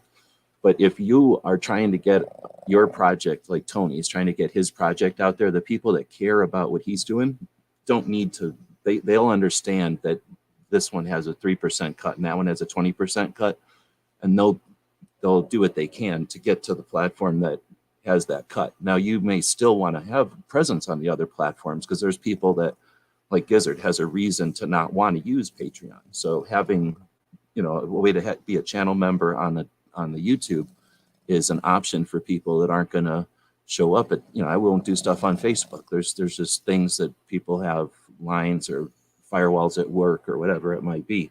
Their credit card doesn't work with the system or something. So you want to have presences places, but there's also a way to just have an open conversation with your subscribers and let them know, hey, this is the place that we get the most bang for the buck. And it's like, I use Patreon, it's the least cut, but it also gives you the most services. It's a very feature rich platform for that project, for that element of our projects. So it allows people to contribute at different levels, and it allows us to have different relationships with those people at different levels. I can, for example, drop a link out to people that are at this level. So people that don't want to be at that level don't have to worry about getting these links. I could probably start sending the weekly thing out to people that subscribe to it.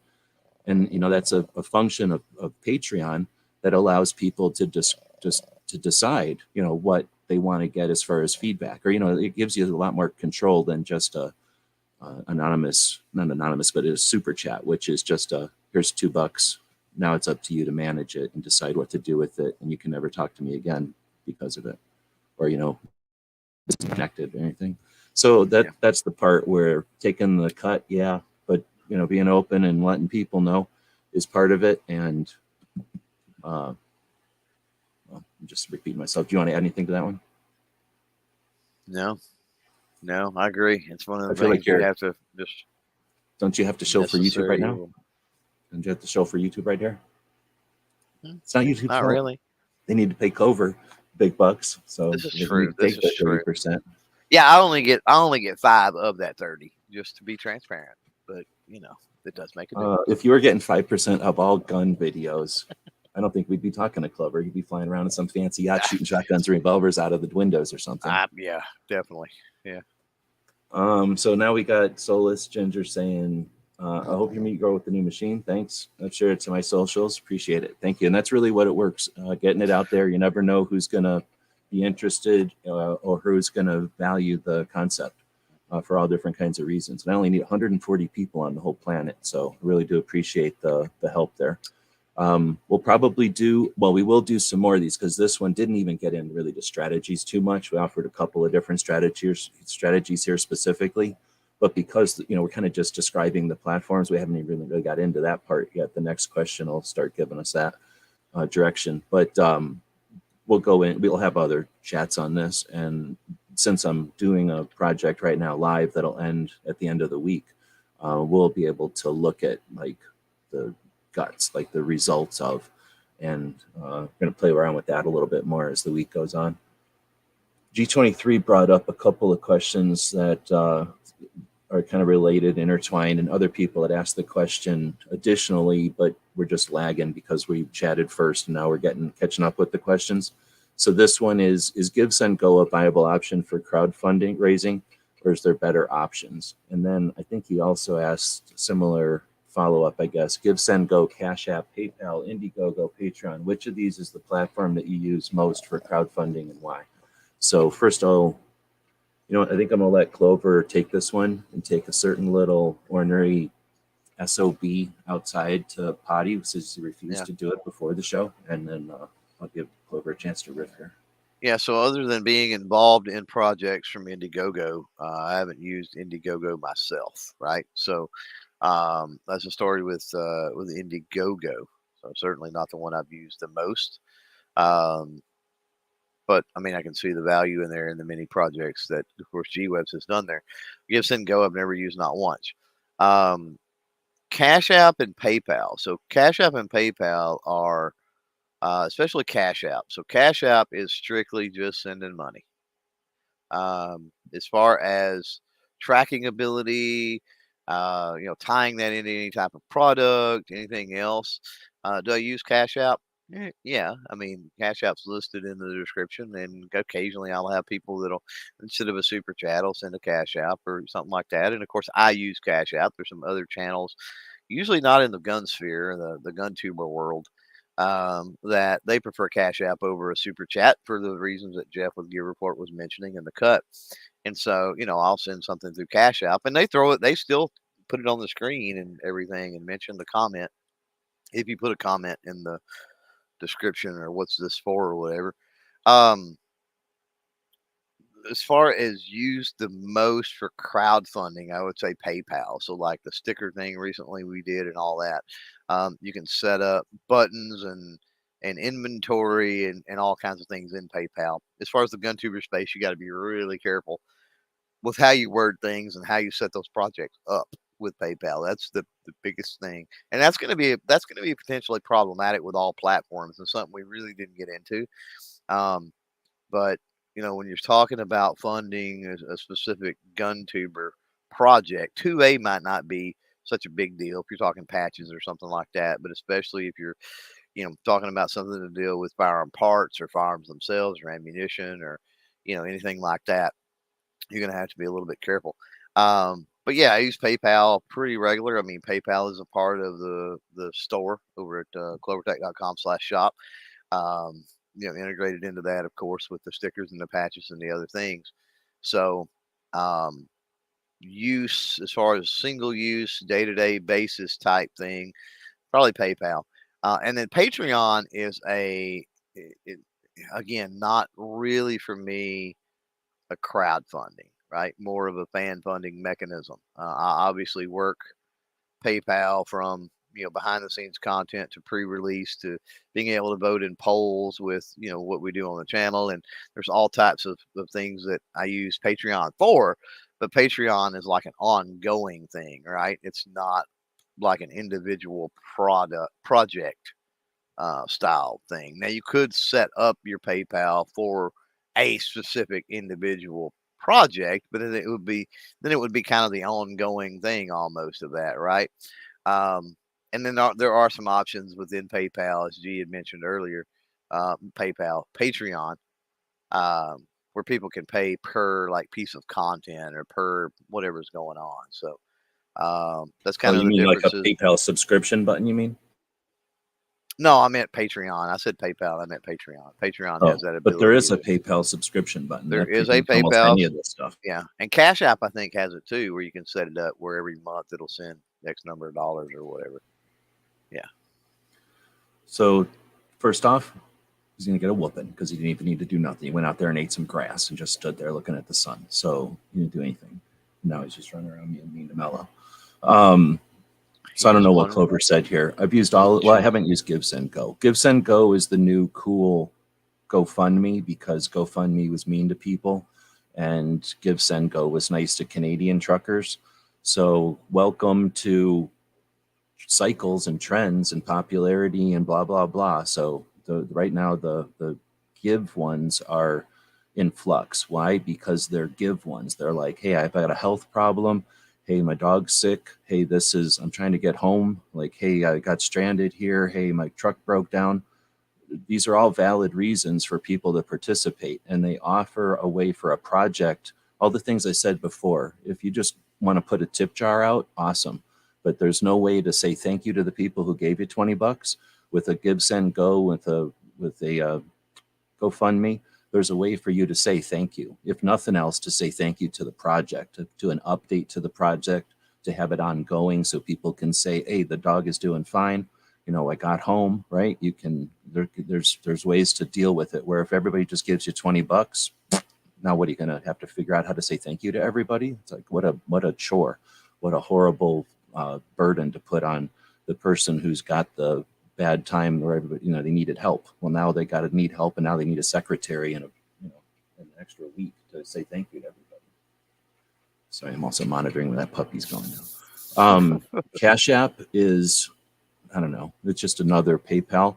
Indiegogo and Kickstarter are both for projects. Indiegogo is more for like your bands and your writers and your content creators, where for projects, I need a camera. We're trying to film this video. I need to get to an event. Indiegogo is for that. Kickstarter is more for like, I want to build a new product. I think a new set of lights would be cool. I just need to get an engineer and the supply chain, and we need $1 million to start this up. So Kickstarter is more project based, and those are more product based, but both of those are more project based. Like, here's the thing, and we're going to let you do. And then again, you can follow up. You can say thanks. I'm on my 37th project on Indiegogo, something like 4 or 5 on Kickstarter, because I don't use Kickstarter as much. I don't make as many products as I fund campaigns as we do on Indiegogo. But each one of those now, I can go back to the ones, for example, that we're doing the cards and stuff, and or the batches in the past, and say, hey, we're doing another patch thing. We're trying to get this sewing machine. Just in case you're interested, we're doing this new one. So you've got that infrastructure in place. Patreon is a subscription service. When you get into PayPal, I don't know if Clover said this, but I have been the recipient a couple of times of substantial funding by individual contributions on PayPal. And it's almost like luckily it was at a time when I needed it and I'm capable of dealing with it.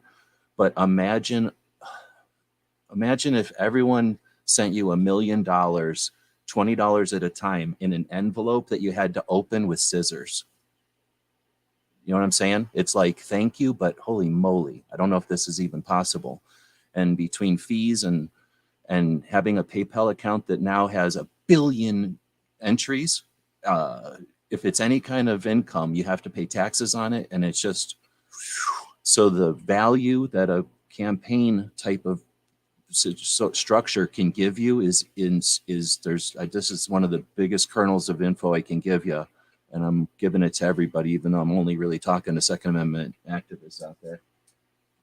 The systems give you the ability for taxes and for your sanity and for the ability to keep track of the people that are actually participating, a millionfold. Their value is immense. So going back to what Jeff said about paying for the system, that's what you're paying for, is the ability to actually compartmentalize or deal with. Again, having 1,000 people give you $5 is awesome, until you think about what a PayPal account looks like with 1,000 individual entries that say, there's essentially 3 entries for everything. If you've ever used PayPal for any length of time, there's different entries for different stuff. So when you pull reports and do taxes and stuff, holy moly, good luck trying to find an accountant to deal with 1,000 $5 entries through a PayPal. Unless I'm just really bad at this, and I could be, that's a massive, I don't want to say burden, but if you're trying to, let's say, deal with an issue, my dog's sick, something way worse, and people are trying to help out. Okay, it happened, I'm over, dealing with insurance, dealing with this and that, dealing with the medications and that. And now what happened to Patreon? Wait, what happened to PayPal? And what if you're using PayPal to do other things? I need that one entry amongst 1,000. It just gets really difficult. And people that use their phones, I can't even imagine. I'm using a computer with a screen that goes up and down. I don't know if I'm just ragging on that too much, but there's intricacies to all of these. So each of them have their value, each of them have their focus, and they each are going to draw and attract a different audience. But I don't know, it's probably worth exploring them for the different things you're doing. None of them is perfect for everything. I use the different platforms for projects, but I still have a Patreon. I could probably facilitate everything through a Patreon. I think what Clover was saying there towards the end, you don't want to think of Patreon for a project, because you'd have to kind of rebrand Patreon all the time. But potentially, like when I was doing remember when I was doing the Loophole tour? I don't know, I think you were around then. Yeah, you were. I did the $75 level on Patreon, and that was $25 for shipping and $50 that we would leave at the gun shops.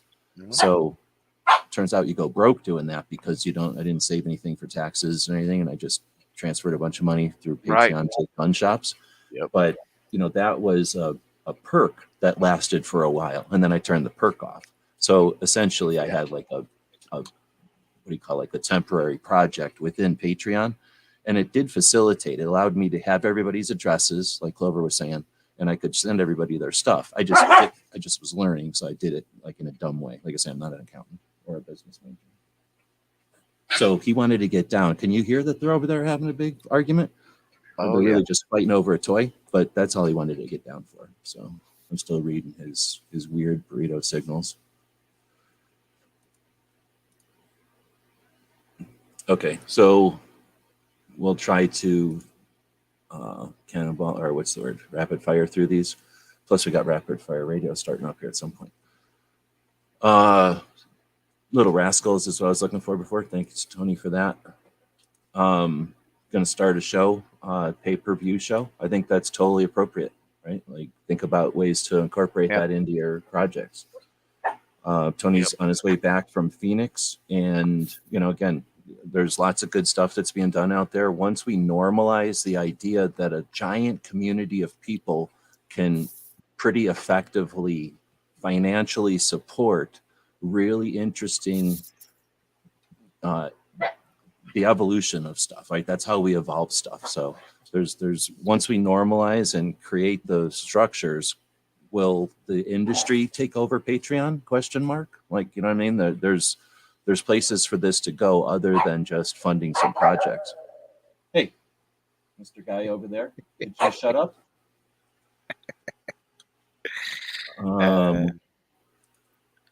So he was saying he was just saying how much he liked Tony. That's all. He's standing there. He heard you got say the Tony. toy in between them. Mello's just looking at him, being totally quiet, letting him get himself into trouble, and he's just yelling his face off at her, trying to get her to pick up the toy, and she knows what's going on. I'm not saying she set that up, but she just set that up. Yeah. So Jeff jumped over to the main Gear Report channel. Or wait, this is Gear Report Firearms. I think there's another Gear Report Gear or something. Right. I feel bad when Patreon folks send me stuff. I'm not supporting folks to get stuff. Well, one, that's okay. You don't have to feel happy every time something comes in the mail, but there is that back and forth. And I think there is something to, when you understand it from scouts and stuff. I know Jeff was in scouts. There's something to be said for the just the token that, I was part of that hike, or I was part of that event, or, I was part of that yearly thing or whatever.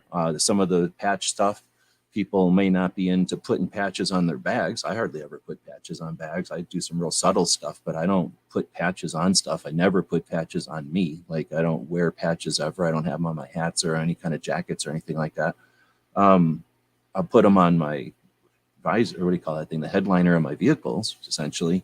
Or, in front of me, I used to put them on my cubicles and stuff. So now I got them on whatever my whiteboard is in front of me here. So I look at them and I appreciate them, but most of the patches that I appreciate the most are, ones that commemorate an event. And when you look at them, it's just like grandma looking at her spoons. Oh, I remember that vacation, or I remember that, visit from so-and-so where they brought me this spoon. It's just that thing that lets your brain, as you get older, you need these cues, right? So it's just that thing that lets you go, oh yeah, I got this from so-and-so. This is the time that they did the whatever. And hopefully some of those cards, as we did those cards over the years, think of some of the channels that were involved in the card deck in 2015, and think of where they were in 2015 and where they are today.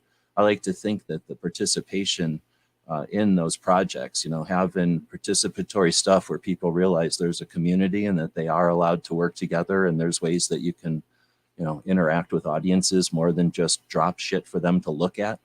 There's a lot of value in that, and hopefully the people that own some of those cards, have those decks or some of the other projects that we've been involved in, the patch batches, and they think of those as not just commodities, like, oh, if I ever need to wear a patch that looks like the Kool-Aid guy, I've got one. But hopefully they look at that and go, wow, that was a time when a bunch of people were brought together to at least acknowledge each other, if not create some relationships and understand some things, and I was able to be part of that. And those are those tokens or whatever. And obviously there's different levels and there's different scales, but then there's also something to the, like the buttons from Wanamaker. I value those a lot, even when I don't get to go to the show, because it's a visual indication. It's a physical indication, I guess, of the progress of time and how many of those shows are being laid down. Every time one of those shows happens, that many people in the community come together, peacefully assemble,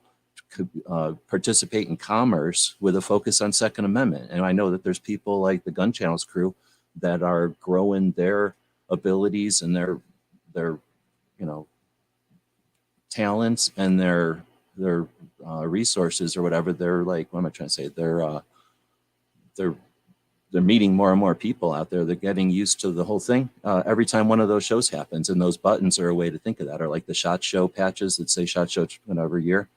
Those are some neat things. So that part of Patreon is one of the things that we would, I hope I'm getting across, that like, again, drop in a super chat, drop in a $5 PayPal is neat, but it's either a burden, like it's actually a kind of a difficult pain in the ass to follow up on somebody who drops $5 if you do want to say thank you, but it's relatively simple to come up with a newsletter or some kind of a thank you or some sort of an update or some sort of a progress report, or maybe even like a weekly, monthly comic that you're sending out to your Patreons in the mail. And there's something to that. Getting something in the mail is a thing. It's a physical thing. So I get that it's not some people's main drive, but there's a lot of resource there. There's a lot of potential there. I don't know if I didn't do a good job of wrapping that up quickly, but I thought that was a big one. I don't know if you want to add to that at all. You're fine. I mean, at some point, I mean, I kind of feel the same way. Like I don't expect anything, but at some point you just have to appreciate if you get something. Like appreciate the fact that you're appreciated. If that makes sense. So, when I do get something, I'm like, oh, cool. Like I know in the back of my mind, like they didn't have to send that or they didn't have to do that, but still, it's appreciated. Let's see. And then I do feel bad when it's something that's expensive or when somebody sends me something for like $7 shipping, and I know they could have done it for $4, but that's because I'm super cheap. That was the question we already addressed from Susan.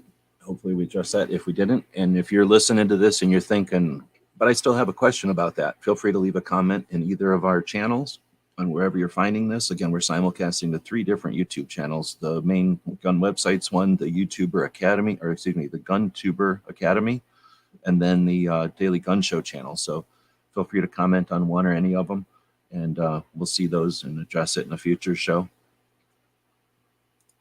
Oh, did I just drop a comment? Then Solus is saying, I've been told I should start a GoFundMe. Sorry, I've got hiccups. I've been told I should start a GoFundMe or something because I need a total hip replacement.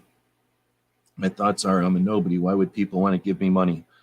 Well, I guess there's different ambitions for crowdfunding and for, well, we're talking crowdfunding. So for crowdfunding, but even for subscription model stuff, or even for just the super chat, like the let's all have fun, or maybe something like the pay-per-view type of event. So there's definitely different things there. But let's say you don't want to do a GoFundMe, maybe hook up, what is it? What's the one that lets you do the $2 to watch? Is that Locals? It's locals, yeah. So if you set up a Locals and you encourage people to go over there and drop $1 or something to be able to participate, and then maybe you, I don't know, do something, bring some people in and say, hey, will you show up to my private show? I'm trying to raise funds for my hip or something. And maybe you don't raise the funds for your hip in one thing. Maybe you turn that into a Saturday party, and it's just like any party that's got a $5 cover, and people know that, hey, if I want to be part of it, there's a $5 cover. I don't think there's too many people that don't understand the concept of capitalism like that. So YouTube doesn't have that option that I'm aware of. There's no way to do like a live show just for your channel members, which seems dumb. They're leaving money on the table, but they don't have that. I guess they have ways that you can make it where only the channel members can comment, maybe. But anyway, so there's. Well, I think we've covered, and I think we've covered too, as far as this question goes. I think we've covered it too multiple times so far, that people give money for a myriad of different reasons. So getting hung up on why would people give me money is it's silly in a way, because it's hard to. I mean, there's people out there that I I will never understand why they give money. They have their own personal beliefs or whatever the case may be. Maybe they're trying to, you know, karma or atone for a sin, or who knows, right? What their reason for giving money is. But if you don't have a mechanism out there, who knows? And as far as the GoFundMe's and the especially the medical needs and the needs of real people, I know for a fact there are people that all they do is, I mean, they scan those sites, and donate to people in need. I mean, there's something that resonates. Maybe that happened in their life before. They're like, okay, this happened Or to they me 20 years ago, and oh, cool. This, not that the problem the person has is cool, but it's cool that there's a commonality between that person and maybe their experience in life, and so they donate some money to the cause.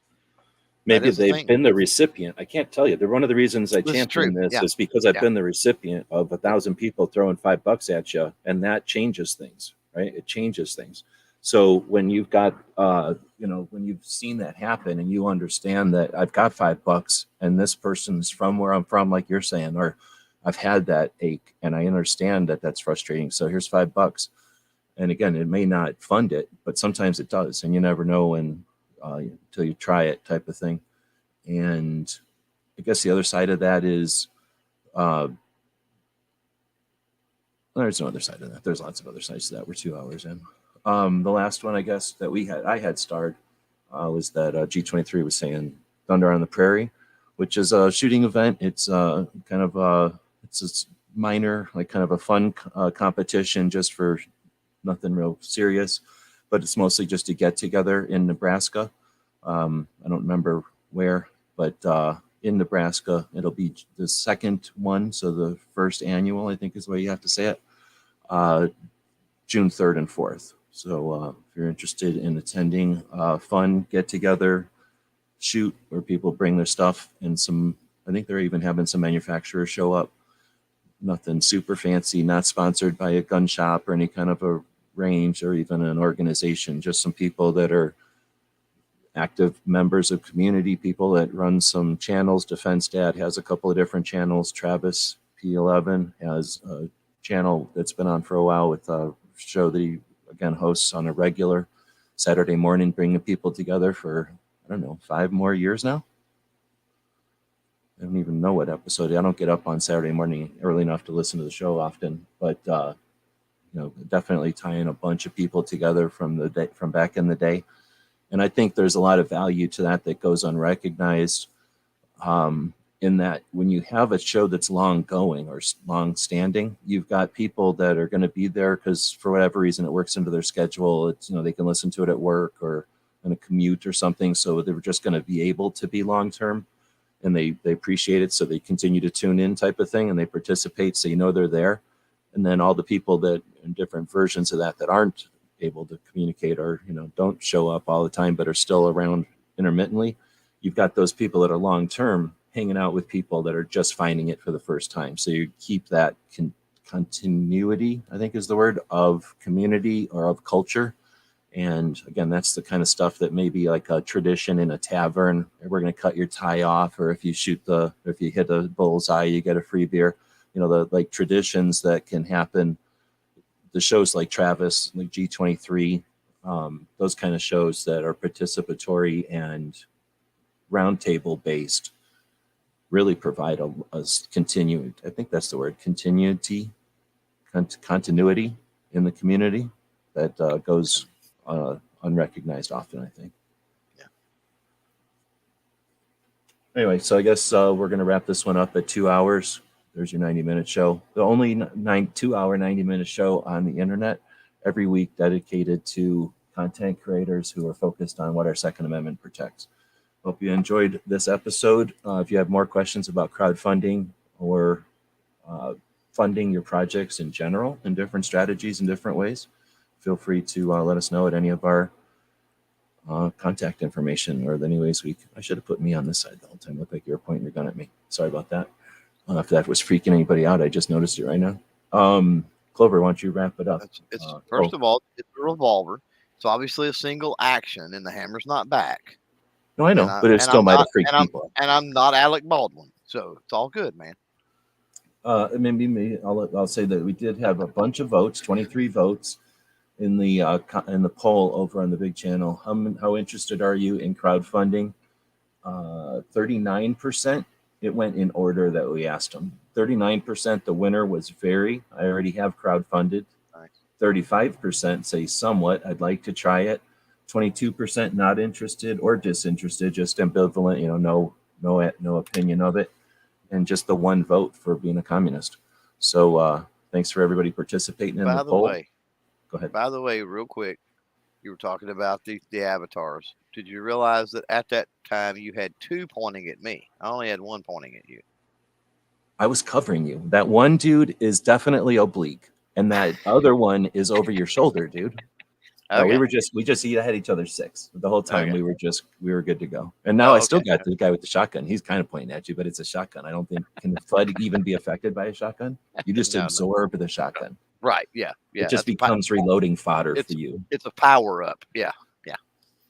All right. Well, anyway, you wrap it up, and then we'll be back next week. Oh, man, it's good conversation as always. I don't have a whole lot to talk about or say. I'll echo, reach out either on the, probably on the main CloverTech channel, but you can hit the About section on GunTuber Academy, and that'll get you there. CloverTech.com will get you there. If you got more questions or want to talk, specifics about the whole content creator thing, I got as a subtitle down there. Content creation is supposed to be hard. If it was easy, everybody would be doing it. Everybody would have 10 million subscribers and blah, blah, blah, blah. So there's nothing worthwhile. There's nothing doing that's worth doing is going to be easy, right? So that's it. Well, suckers, the whole point of this one was to butter you up so that I could plug my current Indiegogo campaign. So we've got a campaign going for a sewing machine.